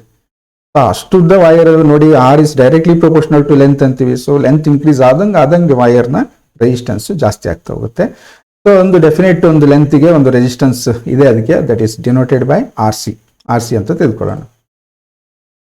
ನಾವು ಆ ವೈರ್ನಲ್ಲಿ ರೆಸಿಸ್ಟೆನ್ಸ್ ಇರೋದ್ರಿಂದ ಅಲ್ಲಿ ಪವರ್, ದ ಎನರ್ಜಿ ಡಿಸಿಪೇಟೆಡ್ ಇಂದ ನಾವು ಪವರ್ ಅನ್ನು ಕ್ಯಾಲ್ಕುಲೇಟ್ ಮಾಡ್ಬೋದು. ಸೊ ಪವರ್ ಲಾಸ್ ಅಂತ ಕರಿತೀವಿ. ಅದಕ್ಕೆ P in a cable PC ಅಂತ ಬರ್ತೀವಿ. So that is equals to I² RC. ಒಂದು ಈ ಎಕ್ಸ್ಪ್ರೆಷನ್ ತಗೊಂಡು ಹೇಳೋಣ. ಇನ್ ಟರ್ಮ್ಸ್ ಆಫ್ ಕರೆಂಟ್ ಅಲ್ಲಿ ಹೇಳೋಕೆ ಹೋದ್ರೆ RC ಕಾನ್ಸ್ಟೆಂಟ್. RC ಅಂದ್ರೆ ಏನು, resistance of the transmission cable. But current ಏನಾಗುತ್ತೆ, ನೀವು ಕರೆಂಟ್ ಇನ್ಕ್ರೀಸ್ ಮಾಡಲೇಬೇಕು, ದೂರ ಹೋಗಬೇಕು ಅಂದರೆ ಕರೆಂಟ್ ಜಾಸ್ತಿ ಬೇಕು. ಸೊ ಕರೆಂಟ್ ಇನ್ಕ್ರೀಸ್ ಮಾಡ್ದಂಗೆ ಏನಾಗುತ್ತೆ, ಸೊ ನೋಡಿ P C is directly proportional to I square. ಹಾಗಾಗಿ current increases, power loss increases. ನೀವು 1 ಆಂಪಿಯರ್ ಕರೆಂಟ್ ಇರೋದನ್ನ 10 ಆಂಪಿಯರ್ಗೆ ಏರಿಸಿದ್ರಿ, 100 ಆಂಪಿಯರ್ಗೆ ಏರಿಸಿದ್ರಿ, ಸೊ ಲಾಸ್ ಆಗೋ ಕರೆಂಟು ಜಾಸ್ತಿ ಆಗ್ತಾ ಹೋಗುತ್ತೆ. ಕರೆಂಟ್ ಜಾಸ್ತಿ ಮಾಡ್ದಂಗೆ ಲಾಸ್ ಜಾಸ್ತಿ ಆಗುತ್ತೆ. ಇದೊಂದು ದೊಡ್ಡ ಸಮಸ್ಯೆ ಇತ್ತು. ಸೊ ನಾವು ಲಾರ್ಜ್ ಅಮೌಂಟ್ ಆಫ್ ಕರೆಂಟನ್ನು ಪಾಸ್ ಮಾಡಲೇಬೇಕು. ಬಟ್ ಏನಾಗುತ್ತೆ, ಕರೆಂಟ್ ಇನ್ಕ್ರೀಸ್ ಮಾಡಿದ ಹಾಗೆ ಪವರ್ ಲಾಸ್ ಜಾಸ್ತಿ ಆಗ್ತಾ ಹೋಗುತ್ತೆ. ಓಕೆ, ಅದಕ್ಕೆ ನಾವೇನು ಮಾಡುವ ಕೇಳಿದರೆ, ಇಲ್ಲಿ substitute I is equal to P V. I is equal to P V. ಇದು ಪಿ ಅನ್ನೋದು ಪವರ್ ಆಫ್ ದ ಡಿವೈಸ್, ನಮ್ಮ ಮನೇಲಿರುವಂಥ ಡಿವೈಸ್ ಅನ್ಕೊಳ್ಳೋಣ. ಇಲ್ಲಿ ಪಿ ಸಿ ಅನ್ನೋದು ಪವರ್ ಲಾಸ್ ಇನ್ ಕೇಬಲ್. ಅರ್ಥ ಆಯ್ತಾ? ನಮಗೆ ಕರೆಂಟ್ ಬೇಕು, ವೋಲ್ಟೇಜ್ ಬೇಕು. ಸೊ ದರ್ಫೋರ್ ನಾವು ಐ ಅನ್ನು ರಿಪ್ಲೇಸ್ ಮಾಡಿ ಪಿ ಬೈ ವಿ ಅಂತ ಇಲ್ಲಿ ಸಬ್ಸ್ಟಿಟ್ಯೂಟ್ ಮಾಡಿದರೆ ಏನಾಗುತ್ತೆ ನೋಡಿ, P C is equal to P square into R C. I square ಇದೆ, ಸೊ ಬೈ ವಿ ಸ್ಕ್ವೇರ್ ಆಗುತ್ತೆ. ಓಕೆ, ಈಗ ನಮ್ಮ ಈಗ ಮನೆಯಲ್ಲಿರುವಂಥ ಡಿವೈಸ್ ಇದೆಯಲ್ಲ, ಇದರ ಪವರ್ ಕಾನ್ಸ್ಟೆಂಟ್ ಇರುತ್ತೆ, P is constant and R C is the resistance of the transmission cable, ಅದು ಕೂಡ ಕಾನ್ಸ್ಟೆಂಟ್ ಇದೆ. ಸೊ ಹಾಗಾಗಿ ಪಿ ಸಿ ಏನಾಯಿತು, the power wasted P C is inversely proportional to V square. Inversely proportional. Current directly proportional ಆದರೆ ಇದು inversely ಬಂತು ನಮ್ಗೆ ಈಗ ನೋಡಿ ಸಬ್ಸ್ಟಿಟ್ಯೂಟ್ ಮಾಡಿದ ಮೇಲೆ. ಸೊ ಹಾಗಾಗಿ ನಾವೇನು ಹೇಳ್ಬೋದು ಕೇಳಿದರೆ, inversely proportional to V square ಇದ್ರೆ, ಅಂದರೆ ಡಿನಾಮಿನೇಟರ್ ಯಾವುದಾದ್ರೂ ವ್ಯಾಲ್ಯೂ ಇದೆ ಅಂದರೆ ನಾವು ಅದನ್ನು ಜಾಸ್ತಿ ಮಾಡಿದರೆ, ಡಿನಾಮಿನೇಟರ್ ವ್ಯಾಲ್ಯೂ ಜಾಸ್ತಿ ಮಾಡಿದರೆ ಆ ವ್ಯಾಲ್ಯೂ ಏನಾಗುತ್ತೆ, ಆ ಪಿ ಸಿ ವ್ಯಾಲ್ಯೂ ಕಡಿಮೆ ಆಗ್ತಾ ಹೋಗುತ್ತೆ. ಕರೆಕ್ಟಾ? ಈಗ 1/2 ಅಂದರೆ ಎಷ್ಟು, 0.5. 1/4 ಅಂದರೆ ಎಷ್ಟು, 0.25. ಹೀಗೆ ಡಿನಾಮಿನೇಟರ್ ವ್ಯಾಲ್ಯೂ ಜಾಸ್ತಿ ಆಗ್ತಾ ಹೋದರೆ ದಿಸ್ ವ್ಯಾಲ್ಯೂ, ನಂಬರ್ ವ್ಯಾಲ್ಯೂ ಕಡಿಮೆ ಆಗ್ತಾ ಬರುತ್ತೆ. ಹಾಗಾಗಿ ನಾವೇನು ಮಾಡಬೇಕಾಗಾದ್ರೆ, so by increasing V we can reduce power loss. Same cable, ಈ ಕೇಬಲಲ್ಲಿ ನಾವು ಏನಾದರೂ ವೋಲ್ಟೇಜನ್ನು ಜಾಸ್ತಿ ಮಾಡಿದರೆ, ಅಂದರೆ ಕರೆಂಟನ್ನು ಕಡಿಮೆ ಮಾಡ್ತಾ ಇದ್ದೀವಿ ಅಂತೇಳಿ, ಪೊಟೆನ್ಷಿಯಲ್ ಡಿಫರೆನ್ಸ್ ಆರ್ ವೋಲ್ಟೇಜ್ ಎರಡು ಸೇಮ್ ಆಗಿ ಯೂಸ್ ಮಾಡ್ತೀವಿ ನಾವು. ವೋಲ್ಟೇಜನ್ನು ಜಾಸ್ತಿ ಮಾಡಿದರೆ, if you increase the voltage, so power loss reduces. ಹಾಗಾದರೆ ಏನು ಮಾಡಬೇಕು? ಸೊ ಹಾಗಾಗಿ ಏನು ಮಾಡ್ತಾರೆ ಕೇಳಿದರೆ, ಒಂದು ಪವರ್ ಸ್ಟೇಷನ್ನಿಂದ ಕೇಬಲಲ್ಲಿ ಟ್ರಾನ್ಸ್ಮಿಷನ್ ಮಾಡುವಾಗ ವೋಲ್ಟೇಜ್ ಎಷ್ಟಿರುತ್ತೆ ಗೊತ್ತಾ? So more than lakh. ಒಂದೊಂದು ಕೇಬಲಲ್ಲಿ 1 lakh, 2 lakh, 3 lakh potential difference ಇರೋ ಹಾಗೆ ಆ ಕೇಬಲಲ್ಲಿ ಎಲೆಕ್ಟ್ರಿಸಿಟಿಯನ್ನು ಪಾಸ್ ಮಾಡ್ತಾರೆ. ಎಸ್, ಅದಕ್ಕೆ ಎಲ್ಲ ಕಡೆ ಬೋರ್ಡ್ ಹಾಕಿರ್ತಾರೆ ನೋಡಿ. So high tension wires, don't touch ಎಲ್ಲ ಹಾಕಿರ್ತಾರೆ. ಕೆಲವೊಮ್ಮೆ ನಮಗೆ ಭಾಳ ಸರಿ ಅನ್ಸೋದು ಏನು ಕೇಳಿದರೆ, ಯಾಕಪ್ಪ ಇವರು ಇಷ್ಟು ಹೈ ಟೆನ್ಷನ್ ವೈಯರ್ಸನ್ನು ಅಲ್ಲೆಲ್ಲ ತಗೊಂಡು ಬರೋದು. ಬಟ್ ಏನಾಗುತ್ತೆ ಕೇಳಿದರೆ, ಇದೇ ಹೈ ಟೆನ್ಷನ್ ವೈರ್ನ ಡೈರೆಕ್ಟ್ ನಾವು ಇಲ್ಲಿ ಚಿತ್ರದಲ್ಲಿ ತೋರಿಸಿದಾಗೆ ತಂದು ಮನೆಗೆ ಕನೆಕ್ಟ್ ಮಾಡಿದರೆ ಎಲ್ಲ ಕಂಪೋನೆಂಟ್ಸ್ಗಳು ಬರ್ನ್ ಆಗಿ ಹೋಗ್ತವೆ. ಯೂಶಲಿ ಈಗ ನಮ್ಮ ಊರಲ್ಲೆಲ್ಲ ಓಡಾಡುವಂಥ ಸುಮಾರು 30,000 ವೋಲ್ಟೇಜು ವೈರ್ಗಳಲ್ಲಿ ಫ್ಲೋ ಆಗ್ತಾ ಇರುತ್ತೆ. ಅದಕ್ಕೇನು ಮಾಡ್ತಾರೆ ಕೇಳಿದ್ರೆ, ಒಂದು ಟ್ರಾನ್ಸ್ಫಾರ್ಮರ್ ಅಂತ ಬರುತ್ತೆ, ನೀವು ಕಮಿಂಗ್ ಚಾಪ್ಟರ್ಗಳಲ್ಲಿ ಕಲಿತೀರಿ, ಅದನ್ನು ಎಲೆಕ್ಟ್ರೋಮ್ಯಾಗ್ನೆಟಿಕ್ ಇಂಡಕ್ಷನಲ್ಲಿ ಕಲಿತೀರಿ. ಆ ಟ್ರಾನ್ಸ್ಫಾರ್ಮರ್ ಏನು ಮಾಡುತ್ತೆ ಕೇಳಿದರೆ, ಅದರಲ್ಲಿ 2 ಟೈಪ್ಸ್ ಇರುತ್ತೆ, ಒಂದು ಸ್ಟೆಪ್ ಡೌನ್, ಇನ್ನೊಂದು ಸ್ಟೆಪ್ ಅಪ್ ಟ್ರಾನ್ಸ್ಫಾರ್ಮರ್ ಅಂತೇಳಿ. ಸೊ ಸ್ಟೆಪ್ ಅಪ್ ಅನ್ನುವಂಥದ್ದನ್ನು ಅಲ್ಲಿ ಯೂಸ್ ಮಾಡ್ತಾರೆ. ಪವರ್ ಸ್ಟೇಷನ್ನಲ್ಲಿ ಬಂದಿರುವಂಥ 220 ವೋಲ್ಟೇಜನ್ನು ಲಕ್ಷಗಟ್ಟಲೆ ವೋಲ್ಟೇಜ್ಗೆ ಸ್ಟೆಪ್ ಅಪ್ ಮಾಡ್ತಾರೆ, ಕರೆಂಟ್ ರೆಡ್ಯೂಸ್ ಆಗುತ್ತೆ. ಸೊ ಅದನ್ನು ಟ್ರಾನ್ಸ್ಮಿಟ್ ಮಾಡ್ತಾರೆ. ನಮ್ಮ ಒಂದು ಪ್ಲೇಸಿಗೆ ನಾವು ಅದನ್ನು ರಿಸೀವ್ ಮಾಡ್ಕೊಂಡ್ವಿ ವೈರ್ ಮೂಲಕ, ಅಲ್ಲಿ ಮತ್ತೆ ಟ್ರಾನ್ಸ್ಫಾರ್ಮರ್ ಯೂಸ್ ಮಾಡ್ತಾರೆ, ಸ್ಟೆಪ್ ಡೌನ್. ಅಷ್ಟು ಹೈ ವೋಲ್ಟೇಜನ್ನು ಅವರು ರೆಡ್ಯೂಸ್ ಟು 220 ವೋಲ್ಟೇಜ್ ಹೀಗೆ ಕಡಿಮೆ ಮಾಡಿ ನಾವು ಮನೆಗಳಲ್ಲಿ ಯೂಸ್ ಮಾಡ್ತೀವಿ. ಈಗ ಅರ್ಥ ಆಯ್ತಲ್ವಾ ಯಾಕೆ ಟ್ರಾನ್ಸ್ಮಿಷನ್ ಕೇಬಲಲ್ಲಿ ಒಂದು ಹೈ ವ್ಯಾಲ್ಯೂ ಆಫ್ ವಿ ಅನ್ನು ಯೂಸ್ ಮಾಡ್ತಾರೆ ಅನ್ನುವಂಥದ್ದು. Okay, yes. ನೆಕ್ಸ್ಟ್ ಏನು ಮಾಡುವಾಗ ಕೇಳಿದರೆ, ಈ ರೆಸಿಸ್ಟೆನ್ಸ್ ಆಫ್ ದ ರೆಸಿಸ್ಟರ್ ಅನ್ನು ಫೈಂಡ್ ಔಟ್ ಮಾಡೋದು ಹೇಗೆ? ಸೊ ನಮಗೆ ಎಕ್ಸ್ಪೆರಿಮೆಂಟ್ ಇದೆ ಲ್ಯಾಬಲ್ಲಿ, ಬಟ್ ಆ್ಯಕ್ಚುಲಿ ಯಾವ ಮೆಥಡು ಅನ್ನುವಂಥದ್ದು ಒಂದು very simple. If potential difference V across the resistor and current I through resistor is ನಾವು, ನಿಮಗೆ ಈ ಅಂದರೆ ಯಾವುದೋ ಒಂದು ವೈರ್ ಕೊಟ್ಟಿದ್ದಾರೆ, ಇದ್ರ ರೆಸಿಸ್ಟೆನ್ಸ್ ಫೈಂಡ್ ಔಟ್ ಮಾಡಿ ಅಂದರೆ ಸ್ಕೇಲಲ್ಲೆಲ್ಲ ಆಗೋದಿಲ್ಲ ಅಲ್ವಾ. ಸೊ ಅದಕ್ಕೇನು ಮಾಡಬೇಕು, ನಾವು ಅದನ್ನು ತಗೊಂಡು ಒಂದು ಬ್ಯಾಟ್ರಿ ಕನೆಕ್ಟ್ ಮಾಡಬೇಕು, ಮತ್ತು ಅದರಲ್ಲಿ ಪೊಟೆನ್ಷಿಯಲ್ ಡಿಫರೆನ್ಸ್ ಎಷ್ಟಿದೆ, ಕರೆಂಟ್ ಎಷ್ಟು ಫ್ಲೋ ಆಗ್ತಿದೆ, ಇಷ್ಟು ನೋಡಿದರೆ ಸಾಕು. ಸೊ ಹಾಗಾಗಿ we can find the resistance of the resistor using Ohm's law. Ohm's ಲಾದಿಂದ V is equal to I R, R is equal to V by I. So ಹೀಗೆ ಒಂದು ಅನ್ನೋನ್ ರೆಸಿಸ್ಟೆನ್ಸ್ ಇದೆ ಅನ್ಕೊಳ್ಳಿ, ನಾವು ಅದಕ್ಕೆ ಏನು ಮಾಡ್ಬೋದು, ನಮ್ಮ ಬ್ಯಾಟ್ರಿ ಕನೆಕ್ಟ್ ಮಾಡಿದರೆ ಸೊ ನಮಗೆ ಅದರಲ್ಲಿ ಕರೆಂಟ್ ಎಷ್ಟು ಫ್ಲೋ ಆಗುತ್ತೆ ಅನ್ನೋದು ಗೊತ್ತಾದರೆ ನಾವು ಅದರ ಪೊಟೆನ್ಷಿಯಲ್ ಡಿಫರೆನ್ಸನ್ನು ಫೈಂಡ್ ಔಟ್ ಮಾಡ್ಬೋದು. V is equal to I R, so that for R is equal to V by I. ಇಷ್ಟೇ ಇರೋದು ವಿಷಯ, ಭಾಳ ಸಣ್ಣದು. ರೆಸಿಸ್ಟೆನ್ಸ್ ಫೈಂಡ್ ಔಟ್ ಮಾಡಬೇಕಂದ್ರೆ ಓಮ್ಸ್ ಲಾ ಹೆಲ್ಪ್ ಮಾಡುತ್ತೆ. ಕರೆಕ್ಟಾ? ವಿ ಬೈ ಐ ಮಾಡ್ಕೊಂಡ್ರೆ ನಮಗೆ ರೆಸಿಸ್ಟೆನ್ಸ್ ಸಿಗುತ್ತೆ.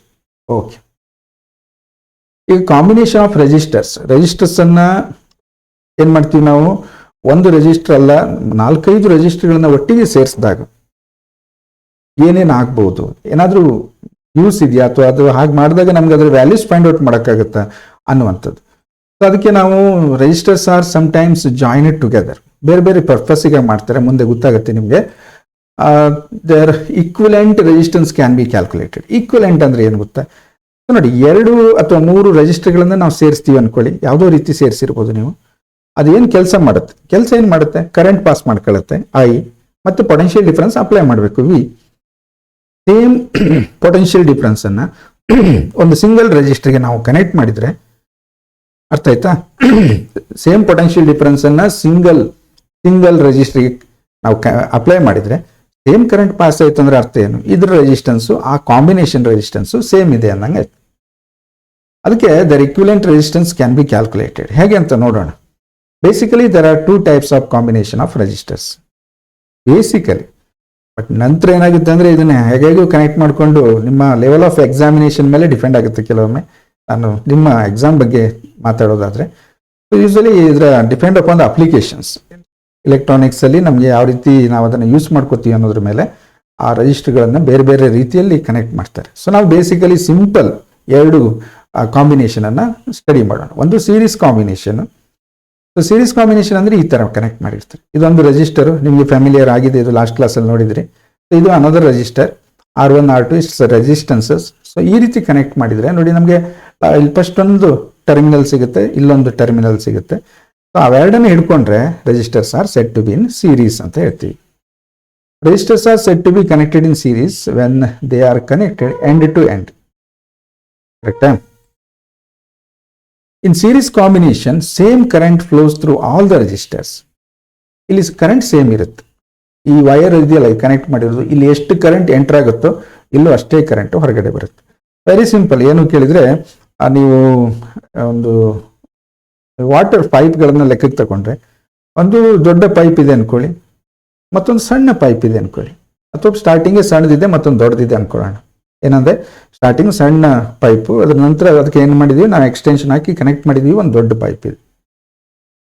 ಆ ಸಣ್ಣ ಪೈಪಲ್ಲಿ ಎಷ್ಟು ನೀರು ಬರುತ್ತೋ ಅಷ್ಟೇ ನೀರು ದೊಡ್ಡ ಪೈಪಲ್ಲಿ ಬರುತ್ತೆ. ಜಾಸ್ತಿ ಬರುತ್ತಾ ಪೈಪ್ ದೊಡ್ಡದು ಅಂತೇಳಿ? ಬರುತ್ತೇನೋ ಅಂತ ನಿಮ್ಗೆ ಡೌಟ್ ಇದ್ರೆ ವೆರಿ ಸಿಂಪಲ್, ಒಂದು ಜೋಕ್ ಹೇಳ್ತೇನೆ. ಪೆಟ್ರೋಲ್ ಬಂಕಿಗೆ ಹೋಗಿ ನಾವೇನು ಮಾಡೋದು, ಅವ್ನು ಸಣ್ಣ ಪೈಪಲ್ಲಿ ಹಾಕ್ತಾ ಇರ್ತೀವಿ. ನಾವು ಮನೆಯಿಂದ ಹೋಗ್ಬೇಕಾದ್ರೆ ಒಂದು ದೊಡ್ಡ ಪೈಪ್ ತಗೊಂಡು ಹೋಗೋದು. ಅವನಿಗೆ ಹೇಳೋದು ಈ ದೊಡ್ಡ ಪೈಪ್ಗೆ ಥ್ರೂ ನಮ್ಮ ಟ್ಯಾಂಕಿಗೆ ಹಾಕಂತ ಹೇಳಿ. 1 ಲೀಟರ್ ಪೆಟ್ರೋಲ್ ಹಾಕಿದ್ರೆ ನಮಗೆ 10 ಲೀಟರ್ ಪೆಟ್ರೋಲ್ ಆಗುತ್ತಲ್ವಾ? ಹಾಗಿದ್ರೆ ತುಂಬಾ ಚೆನ್ನಾಗಿತ್ತು. ಸೊ ಇಲ್ಲಿಷ್ಟೇ ವೆರಿ ಸಿಂಪಲ್. ಏನು ಕೇಳಿದ್ರೆ ಒಂದು ರೆಜಿಸ್ಟರ್ ಅಲ್ಲಿ ಎಷ್ಟು ಚಾರ್ಜ್ ಫ್ಲೋ ಆಗಕ್ಕೆ ಸಾಧ್ಯವೋ ಅಷ್ಟೇ ಚಾರ್ಜ್ ಇನ್ನೊಂದರಲ್ಲಿ ಫ್ಲೋ ಆಗುತ್ತೆ, ಅಥವಾ ಇನ್ನೊಂದರಲ್ಲಿ ಎಷ್ಟು ಚಾರ್ಜ್ ಮಿನಿಮಮ್ ಫ್ಲೋ ಆಗಕ್ಕೆ ಸಾಧ್ಯವೋ ಅಷ್ಟೇ ಮಿನಿಮಮ್ ಫಸ್ಟ್ರಲ್ಲೂ ಫ್ಲೋ ಆಗುತ್ತೆ. This is very simple. So same current flows through all the registers. Current same ಇರುತ್ತೆ. ಕರೆಕ್ಟಾ? ಓಕೆ. ಇದು ಪ್ಯಾರಲಲ್ ಕಾಂಬಿನೇಷನ್ ಅಂತ ಮಾಡ್ತೀವಿ. ಈ ತರ ಪ್ಯಾರಲಲ್ ಕಾಂಬಿನೇಷನ್, ಇಲ್ಲಿ 2 ಟರ್ಮಿನಲ್ಸ್, ಅದರ 2 ಟರ್ಮಿನಲ್ಸ್ ಒಟ್ಟೊಟ್ಟಿಗೆ ಕನೆಕ್ಟ್ ಆಗಿರುತ್ತೆ. ಅಂದ್ರೆ ಒಂದ್ ಸೈಡಿನ ಟರ್ಮಿನಲ್ಸ್ ಎಲ್ಲ ಕನೆಕ್ಟ್ ಮಾಡ್ತೀವಿ, ಇನ್ನೊಂದು ಸೈಡಿನ ಟರ್ಮಿನಲ್ಸ್ ಎಲ್ಲವೂ ಕನೆಕ್ಟ್ ಮಾಡ್ತೀವಿ. ಆ 2 ಕಾಮನ್ ಪಾಯಿಂಟ್ ಇದೆಯಲ್ಲ ಅಲ್ಲಿಂದ ನಾವು ಕನೆಕ್ಷನ್ಸ್ ಅನ್ನ ಹೊರಗಡೆ ತಗೋತೀವಿ. ಇದು ಪ್ಯಾರಲಲ್ ಕಾಂಬಿನೇಷನ್ ಅಂತ ಕರಿತೀವಿ. Resistors are said to be connected in parallel if one end of all the resistors are joined together and similarly the other ends joined together. Parallel combination ಅಂತ ಕರಿತೀವಿ. In parallel combination, potential difference across each resistor is equal to the applied potential difference. ಇದು ಯಾಕೆ ಹಿಂಗೆ ಅಂತ ಕೇಳ್ಬೋದು ನೀವು. ನೋಡಿ ಇಲ್ಲಿ ಕರೆಂಟ್ ಸೇಮ್ ಇರಲ್ಲ. ಯಾಕೆಂದ್ರೆ ಆಪ್ಷನ್ಸ್ ಹೆಂಗಿದೆ ಅಂದ್ರೆ ಕರೆಂಟಿಗೆ ಇಲ್ಲಿ ಎಂಟರ್ ಆಯ್ತು ಅನ್ಕೊಳ್ಳಿ, ಇದರಲ್ಲಿ ಎಷ್ಟು ಹೋಗುತ್ತೋ ಅಷ್ಟು ಹೋಗುತ್ತೆ, ಇದರಲ್ಲಿ ಎಷ್ಟು ಹೋಗುತ್ತೋ ಅಷ್ಟು ಹೋಗುತ್ತೆ, ಇಂಡಿಪೆಂಡೆಂಟ್. ಈಗ ಇದಕ್ಕೆ ರಿಸ್ಟ್ರಿಕ್ಷನ್ ಇಲ್ಲ. ಹಾಗಾಗಿ ಕರೆಂಟ್ ಬೇರೆ ಬೇರೆ ಆಗುತ್ತೆ ಇಲ್ಲಿ. ಬಟ್ ಪೊಟೆನ್ಷಿಯಲ್ ಡಿಫ್ರೆನ್ಸ್ ಏನಾಗುತ್ತೆ, ನೀವು ಈ ತುದಿಯನ್ನು ತಂದು ಬ್ಯಾಟ್ರಿ ಕನೆಕ್ಟ್ ಮಾಡ್ತೀರಿ, ಈ ತುದಿಯನ್ನು ತಂದು ಕನೆಕ್ಟ್ ಮಾಡ್ತೀರಿ. ಸೊ ಬ್ಯಾಟ್ರಿ ಅಥವಾ ನಾವೇನು ಒಂದು ಎಕ್ಸ್ಟರ್ನಲ್ ಸೋರ್ಸ್ ಕೊಡ್ತೀವೋ ಅದರ ಪೊಟೆನ್ಷಿಯಲ್ ಡಿಫ್ರೆನ್ಸ್ ಎಷ್ಟಿರುತ್ತೋ ಅದೇ ಪಾಯಿಂಟ್ಗೆ ಈ R1 ಕನೆಕ್ಟ್ ಆಗಿದೆ, ಅದೇ ಪಾಯಿಂಟ್ಗೆ R2 ಕನೆಕ್ಟ್ ಆಗಿದೆ. ಸೊ ಸೇಮ್ ಪೊಟೆನ್ಷಿಯಲ್ ಡಿಫ್ರೆನ್ಸ್ ಇರುತ್ತೆ.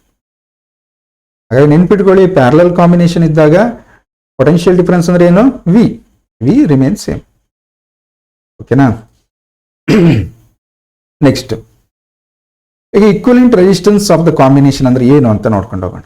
A single resistor which draws the same current as the given combination of current when the same potential difference is applied across its end. ನಾನು ಅವಾಗಲೇ ಹೇಳಿದ್ನಲ್ಲ ನಿಮಗೆ, single register ಇರುತ್ತಿದ್ದು ನೀವು ಎಷ್ಟರ ನಾವು 1, 2 series ಅಲ್ಲಿ ಎಷ್ಟು ಬೇಕಾದ್ರೆ ಕನೆಕ್ಟ್ ಮಾಡ್ಬೋದು.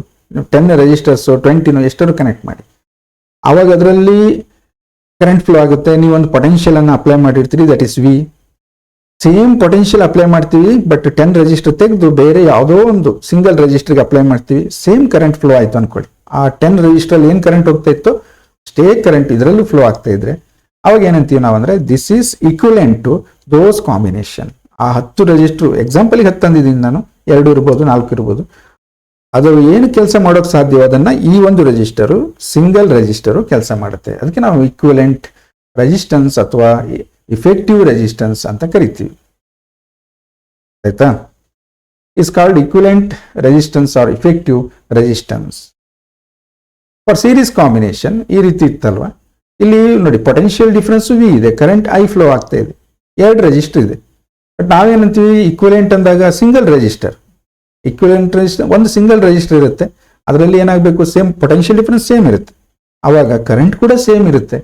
ಸೊ ಹಾಗಾದ್ರೆ R equivalent equals to these two, ಇವೆರಡರ ಕೆಲಸ ಮಾಡೋದನ್ನ ಇದು ಒಂದೇ ಮಾಡ್ತಾ ಇದೆ, ಇವೆರಡು ರೆಜಿಸ್ಟರ್ಗಳ ಕೆಲಸವನ್ನ ಇದು ಒಂದೇ ಮಾಡ್ತಾ ಇದೆ ಅನ್ನೋದು. ಸೊ ನಾವು ಇವತ್ತಿನ ಈ ಕ್ಲಾಸಲ್ಲಿ ಇದನ್ನೇ ಫೈಂಡ್ ಔಟ್ ಮಾಡೋದು. 2 ರೆಜಿಸ್ಟರ್ ಸೀರೀಸ್ ಅಲ್ಲಿ ಕನೆಕ್ಟ್ ಮಾಡಿದ್ರೆ ಅದರ ಈಕ್ವಲೆಂಟ್ ರೆಸಿಸ್ಟೆನ್ಸ್ ಏನು, ಪ್ಯಾರಲಲ್ ಕನೆಕ್ಟ್ ಮಾಡಿದ್ರೆ ಅದರ ಈಕ್ವಲೆಂಟ್ ರೆಸಿಸ್ಟೆನ್ಸ್ ಏನು ಅಂತ ನೋಡಬೇಕು. ಓಕೆ, ಇನ್ನು ಪ್ಯಾರಲಲ್ ಕಾಂಬಿನೇಷನ್ ಇದ್ದಾಗ ಏನಾಗುತ್ತೆ, ಅದು ಪ್ಯಾರಲಲ್ ಕಾಂಬಿನೇಷನ್ ಈ ತರ ಇದೆ ಅಂದ್ರೆ, ಸೊ ಇಲ್ಲೂ ಕೂಡ ಪೊಟೆನ್ಷಿಯಲ್ ಡಿಫರೆನ್ಸ್ ವಿ ಇದೆ, ಇದು ಈ ಮೇನ್ ಆಗಿ ಹೋಗ್ತಾ ಇರುವಂತ ಕರೆಂಟ್ ಐ, ಇಲ್ಲಿ ಹೋದ್ಮೇಲೆ ಕರೆಂಟ್ I1 I2 ಅಂತ ಡಿವೈಡ್ ಆಗುತ್ತೆ.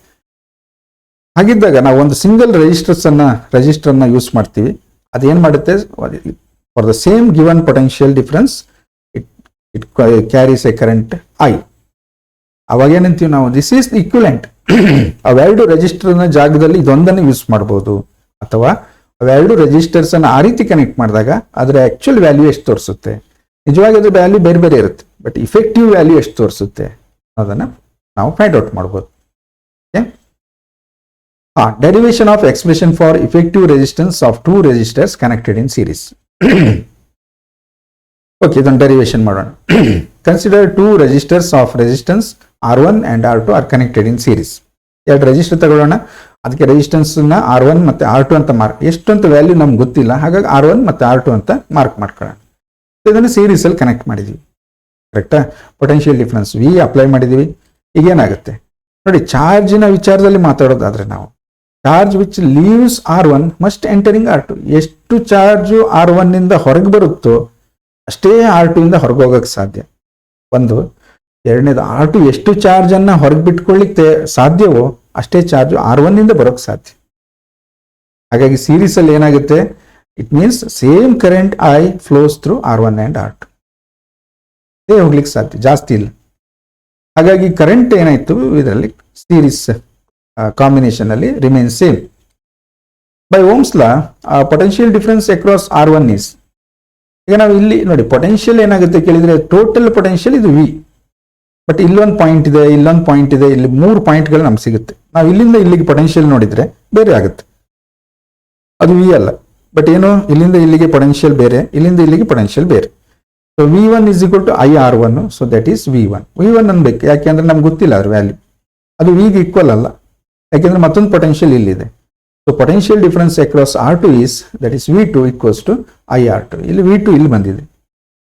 ಬಟ್ ಒಂದಂತೂ ಕ್ಲಿಯರ್, ಏನ್ ಹೇಳ್ತೀರಿ, ದಿಸ್ ಟೋಟಲ್ ಪೊಟೆನ್ಷಿಯಲ್ ಇಲ್ಲಿ ಈಗ 10 ವೋಲ್ಟ್ ಕೊಟ್ಟಿದ್ದಾರೆ ಅಂದ್ರೆ ಇಲ್ಲಿ 3 ವೋಲ್ಟ್ ಇದ್ರೆ 7 ವೋಲ್ಟ್ ಇಲ್ಲಿ ಬರಬೇಕು, ಇಲ್ಲಿ ಒಂದು ವೇಳೆ 4 ಇದ್ರೆ ಇಲ್ಲಿ 6 ಬರಬೇಕು, ಇಲ್ಲೇ 9 ವೋಲ್ಟ್ ಇದ್ರೆ ಇಲ್ಲಿ 1 ವೋಲ್ಟ್ ಬರಬೇಕು. ಕರೆಕ್ಟಾ? ಪೊಟೆನ್ಷಿಯಲ್ V1 ಪ್ಲಸ್ V2 ಅನ್ನೋದು ವಿಗೆ ಈಕ್ವಲ್ ಇರಲೇಬೇಕು. ಹಾಗಾಗಿ total potential difference across the combination that is V equals to V1 plus V2. V1 plus V2 ಆಗಿರುತ್ತೆ. ಓಕೆ, ಈಗ ನಾವೇನ್ ಮಾಡುವ, V1 ಅಂದ್ರೆ IR1, V2 ಅಂದ್ರೆ IR2 ಸಬ್ಸ್ಟಿಟ್ಯೂಟ್ ಮಾಡೋಣ. V is equal to V1 plus V2 ಇದೆಯಲ್ಲ, ಅಲ್ಲಿ ಸಬ್ಸ್ಟಿಟ್ಯೂಟ್ ಮಾಡೋಣ. ಹಾಗೆ ಸಬ್ಸ್ಟಿಟ್ಯೂಟ್ ಮಾಡಿದ್ರೆ ಏನಾಗುತ್ತೆ, ಐ ಕಾಮನ್ ತಗೊಂಡ್ರೆ R1 ಪ್ಲಸ್ R2 ಆಯ್ತು. ಅದಕ್ಕೆ ನಾವೇನ್ ಮಾಡುವ, ಈ ಐ ಅನ್ನು ಈಚೆ ತಂದ್ಬಿಡೋಣ. V by I is equal to R1 plus R2. ಇದನ್ನ ಇಕ್ವೇಶನ್ ನಂಬರ್ 1 ಅಂತ ಮಾರ್ಕ್ ಮಾಡ್ಕೊಳ್ಳೋಣ. ನೆಕ್ಸ್ಟ್ ಏನು ಅಂದ್ರೆ, if the combination equivalent resistance is R S. Equivalent ಅಂದ್ರೆ ಈಗ ಗೊತ್ತಾಗಿದೆ ನಿಮಗೆ.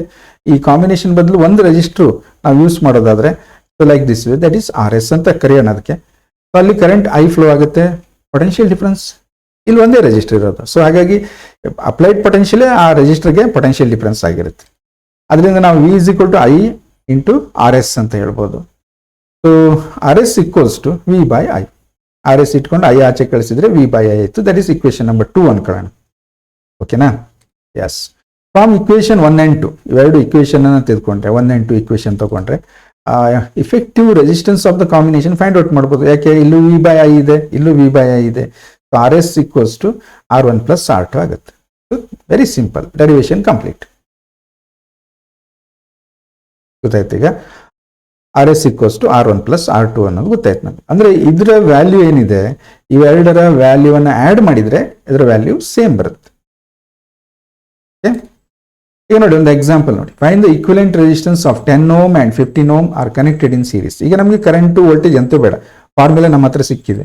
ಸೊ ಇಲ್ಲಿ R1 ಅನ್ನೋದು 10 ohm ಇದೆ, R2 ಅನ್ನೋದು 15 ohm ಇದೆ. Okay, effective resistance find out ಮಾಡ್ಬೇಕಂದ್ರೆ ನಾವು ಈಗ ಏನು ಮಾಡಬೇಕು? ಸಿಂಪ್ಲಿ ಫಾರ್ಮುಲಾ ಯೂಸ್ ಮಾಡೋದು. R S equals to R1 plus R2. ಕರೆಕ್ಟಾ? ವ್ಯಾಲ್ಯೂಸ್ ಹಾಕಿ. 10 ohm ಪ್ಲಸ್ 15 ohm ಎಷ್ಟಾಗುತ್ತೆ? 25 ohm ಆಯ್ತು. ಕರೆಕ್ಟ್? ನೋಡಿ, ಸೀರೀಸ್ ಕಾಂಬಿನೇಷನ್ ಮಾಡಿದಾಗ ನೀವು ಹೇಳಿರ್ಬೋದು ಸರ್ ಕಾಂಬಿನೇಷನ್ ಮಾಡಿದ್ರೆ ರೆಸಿಸ್ಟೆನ್ಸ್ ಜಾಸ್ತಿ ಆಗುತ್ತೆ ಅಂತೇಳಿ. ಈಗ ಸದ್ಯಕ್ಕೆ ನಮ್ಮ ಎದುರುಗಡೆ ಆಗಿರೋದು ಸೀರೀಸ್ ಕಾಂಬಿನೇಷನ್. ಸೀರೀಸ್ ಕಾಂಬಿನೇಷನ್ ಅಲ್ಲಿ ಇಫೆಕ್ಟಿವ್ ರೆಸಿಸ್ಟೆನ್ಸ್ ಇನ್ಕ್ರೀಸ್ ಆಗುತ್ತೆ. ಯಾಕೆಂದ್ರೆ ಒಂದು 10 ಇತ್ತು, ಒಂದು 15 ಇತ್ತು, but effective resistance R equivalent resistance 25 ohm ಬಂದಿದೆ. ಸರಿಯಾ? ಓಕೆ. ಈ ಕೆಲವೊಮ್ಮೆ ಇಷ್ಟೇ ಸರ್, ಎರಡೇನ ಜಾಸ್ತಿ ರೆಸಿಸ್ಟರ್ ಬಂದ್ರೆ ಏನು ಮಾಡೋದು? ಎಷ್ಟರ ಬರಲಿ, for n number of resistors connected in series, ಎಷ್ಟರ ಇರಲಿ ರೆಜಿಸ್ಟರ್ ಸೀರೀಸ್ ಕನೆಕ್ಷನ್ ಅಂದಾಗ ಏನು common formula same. R S equals to R1 plus R2 plus R3 plus R4 like so up to Rn ಎಷ್ಟರ ಇರಲಿ. ಈ ರೀತಿ ನಾವು ಆ್ಯಡ್ ಮಾಡ್ಕೊಂಡ್ರೆ ನಮಗೆ ಇಫೆಕ್ಟಿವ್ ಆರ್ ಇಕ್ವಿಲೆಂಟ್ ರೆಸಿಸ್ಟೆನ್ಸ್ ಅಂತೀವಲ್ಲ ಅದ್ರ ವ್ಯಾಲ್ಯೂ ಸಿಗುತ್ತೆ ನಮಗೆ. ಈಗ ಒಂದು ವೇಳೆ ಐಡೆಂಟಿಕಲ್ ರೆಜಿಸ್ಟರ್ ಆಗಿದ್ರೆ, ಐಡೆಂಟಿಕಲ್ ರೆಜಿಸ್ಟರ್ ಅಂದ್ರೆ ಏನು? ಸೊ ಎಲ್ಲದರ ವ್ಯಾಲ್ಯೂನು ಅಂದ್ರೆ ರೆಸಿಸ್ಟೆನ್ಸ್ ವ್ಯಾಲ್ಯೂ ಸೇಮ್ ಇರಬೇಕು. 5 ohms 5 ohms 5 ohms like this way. ಅದನ್ನು n ನಂಬರ್ ನೀವು ಆ್ಯಡ್ ಮಾಡಿದ್ರೆ ಏನಾಗುತ್ತೆ? ಅವಾಗ R+R+R ಈ ತರ ಮಾಡ್ತಾ ಹೋಗ್ತೀರಿ. ಎಷ್ಟು ನಂಬರ್ಸ್ ಇದೆಯೋ ಅಷ್ಟು ಸರಿ ಅದನ್ನ ಮಾಡ್ತೀರಿ. So n number of resistors ಅಂತ ಹೇಳ್ತೀವಿ ನಾವು. R S equals to n into R ಆಯ್ತು. ಕರೆಕ್ಟಾ? ಅಂದ್ರೆ ಸೇಮ್ ರೆಜಿಸ್ಟರ್ ಎರಡು ಅಂದ್ರೆ 10 ohm ಇದೆ ಅನ್ಕೊಳ್ಳಿ. 10 ohm ಮತ್ತೆ 10 ohm ಸೀರೀಸ್ ಅಲ್ಲಿ ಜಾಯಿನ್ ಮಾಡಿದ್ರೆ 2 ಇಂಟು 10 20 ohms ಆಗುತ್ತೆ. ಇವೆಲ್ಲ ಹೆಲ್ಪ್ ಆಗುತ್ತೆ ನಿಮಗೆ ಕಾಂಪಿಟೇಟಿವ್ ಎಕ್ಸಾಮ್ಗೆಲ್ಲ ನೀವು ಬರೆಯೋರು ಇಂಥ ಸಣ್ಣ ಸಣ್ಣ ವಿಚಾರಗಳನ್ನ ಗಮನಿಸಬೇಕು ಅಂತ ಹೇಳೋದು. ನೆಕ್ಸ್ಟ್ ಈಗ ಮುಂದಕ್ಕೆ ಹೋಗೋಣ. ಏನು ಅಂದ್ರೆ derivation of expression for effective resistance of 2 resistors connected in parallel. Parallel connect ಮಾಡಿದ್ರೆ ಏನಾಗುತ್ತೆ? ಪ್ಯಾರಲಲ್ ಗೊತ್ತಾಗಿದೆ ನಮ್ಗೆ ಹೇಗೆ ಅಂತೇಳಿ. ಅದರಲ್ಲಿ ಏನಾಗುತ್ತೆ ನೋಡೋಣ. Okay, consider 2 resistors of resistance R1 and R2 are connected in parallel. Okay, parallel ಅಂದ್ರೆ ಈ ತರ ಅಲ್ವಾ? ಇದು R1 ಇದು R2 ಅಂತ ಗೊತ್ತಾಯ್ತು ನಮ್ಗೆ. ನೋಡಿ ಇಲ್ಲಿ ಏನಾಗುತ್ತೆ ಅಂದ್ರೆ charges flows from point A. ಇದನ್ನ ನಾವು ಎ ಅಂತ ಪಾಯಿಂಟ್ ತಗೊಂಡ್ರೆ, ಇಲ್ಲಿ ಯಾವುದು ಬ್ಯಾಟ್ರಿ ಪಾಸಿಟಿವ್ ಇಂದ ಬಂದಿರೋ ವೈರ್ ಇಲ್ಲಿ ಬಂದು ಸೇರುತ್ತಲ್ವಾ, ನಾವು ಇದನ್ನ ಎ ಅಂತ ತಗೊಂಡ್ರೆ is partly flow through R1. Option ಇದೆ ಅದಕ್ಕೆ. ಚಾರ್ಜಿಗೆ ಏನಾಗಿದೆ? 2 ದಾರಿ ಇದೆ. ಯಾವುದು ಒಂದು ಈಸಿ ಕಂಡಲ್ಲಿ ಜಾಸ್ತಿ ಹೋಗುತ್ತೆ, ಸ್ವಲ್ಪ ಕಷ್ಟ ಇದ್ರಲ್ಲಿ ಕಡಿಮೆ ಹೋಗುತ್ತೆ. ಹಾಗಾಗಿ ಒಂದಿಷ್ಟು R1 ನಲ್ಲಿ ಪಾಸ್ ಆಗುತ್ತೆ ಚಾರ್ಜಸ್, ಅಂದ್ರೆ ಫ್ಲೋ ಆಫ್ ಚಾರ್ಜ್ ಕರೆಂಟ್ ಅಲ್ವಾ. ಸೊ ಒಂದಿಷ್ಟು R2 ದಲ್ಲಿ ಪಾಸ್ ಆಗುತ್ತೆ. ಅಂದ್ರೆ ಅರ್ಥ ಏನಾಯ್ತು ನಮಗೆ? therefore current I is divided into I1 through R1 and I2 through R2. I1 and I2 are different, ಬೇರೆ ಬೇರೆ ಇರುತ್ತೆ. ಹಾಗಾಗಿ ನಾವು ಅದಕ್ಕೆ ಏನ್ ಮಾಡುವಾಗ ಎಂಟರ್ ಆಗಿರೋ ಕರೆಂಟ್ I ಇರ್ಬೋದು, ಬಟ್ ಇಲ್ಲಿ ಹೋಗುವಾಗ I1 ಆಯ್ತು, ಇಲ್ಲಿ ಬರುವಾಗ I2 ಆಯ್ತು. ಬೇರೆ ಬೇರೆ ವ್ಯಾಲ್ಯೂ ಇರ್ಬೋದು, ಸೇಮ್ ವ್ಯಾಲ್ಯೂನು ಇರ್ಬೋದು, ಬಟ್ ನಮ್ಗೆ ಗೊತ್ತಿಲ್ಲ. ನಲ್ಲಿ ಕರೆಂಟ್ ಏನಿದೆ ಚಾರ್ಜಸ್ಗೆ 2 ಪಾತ್ ಇದೆ, ಅದಕ್ಕೆ ಫ್ರೀಡಮ್ ಇದೆ. ಅದರಲ್ಲಿ ಯಾವ ಪಾತಲ್ಲಿ ಜಾಸ್ತಿನೋ ಯಾವ ಪಾತಲ್ಲಿ ಕಡಿಮೆನೋ depend upon the resistance of the conductor. Okay, so total current in the combination is, ಈಗ ಕರೆಂಟ್ ಏನಾಯ್ತು? ಐ ಕರೆಂಟ್ ಎಂಟರ್ ಆಗಿರೋದು I1 I2 ಡಿವೈಡ್ ಆಗಿ ಇಲ್ಲಿ ಪಾಸ್ ಆಗುತ್ತೆ, ಮತ್ತೆ ಇಲ್ಲಿ ಬಂದು ಸೇರಿ ಐ ಕರೆಂಟ್ ಆಗಿ ವಾಪಸ್ ನೆಗೆಟಿವ್ ಟರ್ಮಿನಲ್ಗೆ ಬರುತ್ತೆ. ಹಾಗಾಗಿ ನಾವೇನು ಹೇಳ್ಬೋದು? I equals to I1 plus I2 ಅಂತ ಹೇಳ್ಬೋದು. ಕರೆಕ್ಟಾ? Okay. Potential difference across R1 and R2 is same. ಯಾಕೆಂದ್ರೆ ಪ್ಯಾರಲಲ್ ಕಾಂಬಿನೇಷನ್ ನೋಡಿ. ಈಗ ವಿ ಇಂದ ಟರ್ಮಿನಲ್ ಇಲ್ಲಿ ಹೋಗಿದೆ, ಸೊ ಈ ರೆಜಿಸ್ಟ್ರಿಗೆ ಹೋಗಿದೆ, ಈ ರೆಜಿಸ್ಟ್ರಿಗೆ ಹೋಗಿದೆ. ಪೊಟೆನ್ಷಿಯಲ್ ಡಿಫರೆನ್ಸ್ ಅಂದಾಗ ನಾವು ಆ 2 ಪಾಯಿಂಟ್ಗಳಲ್ಲಿ ನೋಡ್ತೀವಿ. ಆ ಎರಡು ಎಂಡ್ಗಳು ಏನಾಗಿವೆ, ಮೂರು ನೋಡಿ, ಇದ್ರ ಎಂಡು ಮತ್ತೆ ಈ ಬ್ಯಾಟ್ರಿ ಎಂಡು ಮೂರು ಒಂದೇ ಲೈನ್ ನಲ್ಲಿ ಕನೆಕ್ಟ್ ಆಗಿದೆ. ಬ್ಯಾಟ್ರಿ ಪೊಟೆನ್ಷಿಯಲ್ ಎಷ್ಟಿರುತ್ತೋ ಅಷ್ಟೇ ಪೊಟೆನ್ಷಿಯಲ್ ಡಿಫರೆನ್ಸ್ ರೆಜಿಸ್ಟರ್ಗೂ ಇರುತ್ತೆ. ಹಾಗಾಗಿ ohm's law we can write I1 is equal to V by R1. ನಮ್ಗೆ I1 I2 ಬೇಕು.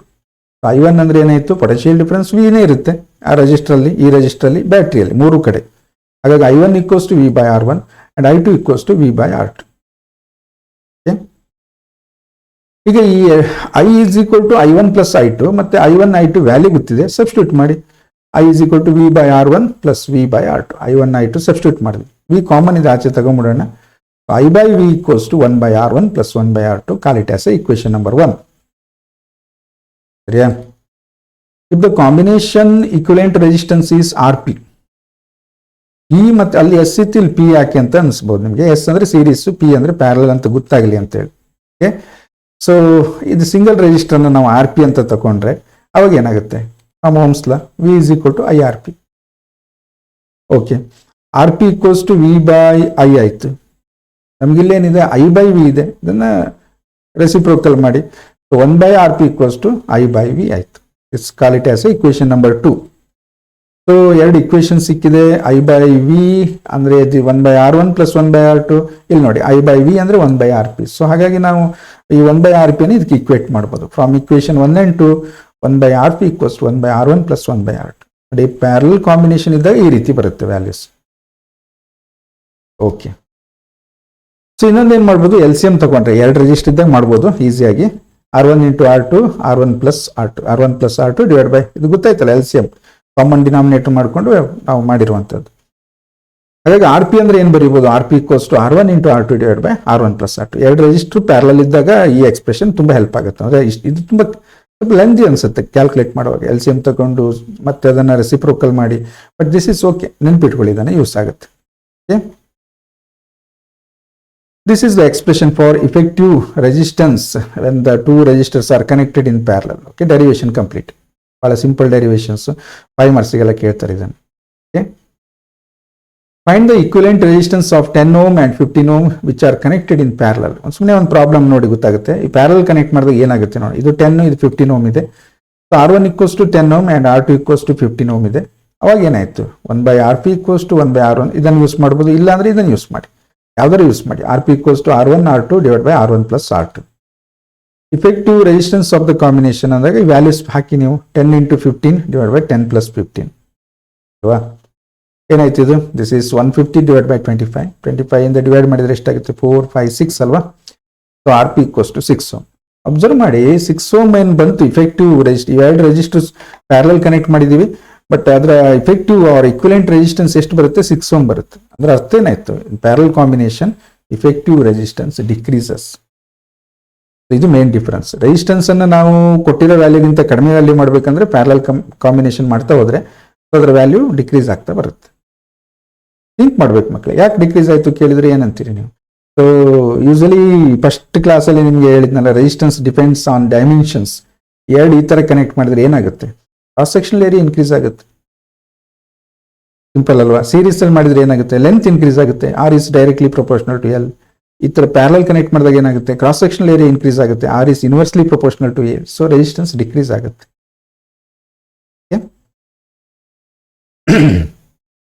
ಇನ್ನು for n number of resistors connected in parallel. So parallel connect ಮಾಡಿದ್ದಾರೆ ಅನ್ಕೊಳ್ಳಿ, very simple expression. 1 by R1 1 by RP ಅಂತೀವಲ್ಲ ನಾವು. RP ಅನ್ನೋದು effective resistance equals to 1 by R1 plus 1 by R2 plus 1 up to 1 by Rn ಅಂತ ಹೇಳ್ತೀವಿ. For n number of identical resistors connected in parallel, each having resistance R. Parallel connect ಮಾಡಿದ್ವಿ, ಎಲ್ಲದರ ವ್ಯಾಲ್ಯೂನು same ಇದೆ ಅನ್ಕೊಳ್ಳಿ. ಏನಾಯ್ತು ಅವಾಗ 1 by R plus 1 by R plus 1 by R plus 1 by R so on. ಎಷ್ಟಿದೆ ಅಷ್ಟು. n ನಂಬರ್ ಆಫ್ ಇದು register ಇದೆ ಅಂದ್ರೆ ನಾವೇನ್ ಮಾಡೋದು, n ಡಿವೈಡ್ ಬೈ R. ಯಾಕೆಂದ್ರೆ ಡಿನಾಮಿನೇಟರ್ ಕಾಮನ್ ಇರುತ್ತೆ. ಇದು R common, 1 plus 1 plus 1 plus n number ಸಿಗುತ್ತೆ ನಮಗೆ. n by R. Therefore RP equals to R divided by N. Okay. Yes. ಇದೊಂದು ಎಕ್ಸರ್ಸೈಸ್ ಅಲ್ಲಿ ಇದ್ದು ನಮ್ಮ ಟೆಕ್ಸ್ಟ್ ಅಲ್ಲಿ ಇರುವಂತ ಕ್ವಶನ್ ಇದು. 3 resistors each having resistance 10 ohm are connected as shown. ಎಲ್ಲದರಲ್ಲೂ 10 ohms ಇದೆಯಂತೆ. Find the equivalent resistance between A and C. A ಇದು, B ಇಲ್ಲಿದೆ, C ಇಲ್ಲಿದೆ. 3 ರೆಜಿಸ್ಟರ್ ನೋಡಿದ್ರೆ ಗೊತ್ತಾಗುತ್ತೆ. R2 R3 ಪ್ಯಾರಲಲ್ ಇದೆ. R1 ಏನಾಗಿದೆ, ಈ ಪ್ಯಾರಲಲ್ ಕಾಂಬಿನೇಷನ್ಗೆ ಸೀರೀಸ್ ಅಲ್ಲಿ ಇದೆ. ಅಲ್ವಾ? So 3 resistors are 10, 10, 10. Okay. Resistors R2 and R3, these two are in parallel. Their equivalent resistors is RP equals to R1 R2 divided by R1 plus R2. Formula ಹಾಕೊಳ್ಳೋಣ. ಇದೆ 2 resistor ಇದೆಯಲ್ಲ, 2 resistor parallel ಇದೆ. Values ಹಾಕಿ 10 into 10 divided by 10 plus 10 ಅಲ್ವಾ? Okay. So that is 100 divided by 20. ಅಂದರೆ ಎಷ್ಟಾಯ್ತು? 5 ohms ಆಯ್ತಾ? R P is equal to 5 ohms. ಅಂದರೆ ಈ 2 ರೆಜಿಸ್ಟರು 10 ohm 10 ohm ಇತ್ತು ನೋಡಿ. ಸೇಮ್ ರೆಜಿಸ್ಟರ್ ಇದ್ರೆ ಪ್ಯಾರಲಲ್ ಇದ್ರೆ ಅದರ ಅರ್ಧದಷ್ಟು ಬರುತ್ತೆ. ಹಾಗಾಗಿ ಈ R2 ಮತ್ತೆ R3 ತೆಗೆದು ನಾವು ಒಂದು ರೆಜಿಸ್ಟರ್ ಅಂತ ತಿಳ್ಕೋಬಹುದು. ಕರೆಕ್ಟಾ? ಅದಕ್ಕೆ ಇದನ್ನು ರಿಮೂವ್ ಮಾಡಿ ನಾವು ಒಂದು resistor that is RP and RP equals to 5 ohm. ಈಗ ನೋಡಿ, ಇದು 5 ohm, ಇದು ಎಷ್ಟು? 10 ohm. They are in series. Resistors R1 and RP are in series. Okay. Their equivalent resistance is R1 plus R2. ಇಲ್ಲಿ R2 ಇರೋ ಜಾಗದಲ್ಲಿ ಯಾವುದಿದೆ? RP ಇದೆ. ವ್ಯಾಲ್ಯೂಸ್ ಹಾಕಿ 10 plus 5, that is their equivalent resistance between A and C is 15 ohm. Easy. Basically ನಿಮ್ಗೊಂದು derivation ಆದ್ಮೇಲೆ ಏನು ಅಂತ ಗೊತ್ತಾಗುತ್ತೆ ಇದು ನೋಡ್ತಾ ಇದ್ರಿ ಅಲ್ವಾ? ಓಕೆ. ಸೊ ಇಲ್ಲಿಗೆ ಈ ಒಂದು ಏನು ಹೇಳಿ ಕ್ಲೋಸ್ ಮಾಡೋಣ. ನೆಕ್ಸ್ಟ್ ಕ್ಲಾಸಲ್ಲಿ ಏನು ಮಾಡೋಣ ಅಂದರೆ ಸೆಲ್ಸ್ ಮತ್ತು ಇದನ್ನೆಲ್ಲ ಸ್ವಲ್ಪ ಡೆಪ್ತಿಗೆ ಇದೆ, ಅದು ಕೂಲಾಗಿ ಅದನ್ನು ತಿಳ್ಕೊಳ್ಳೋಣ. Okay. So thank you for watching.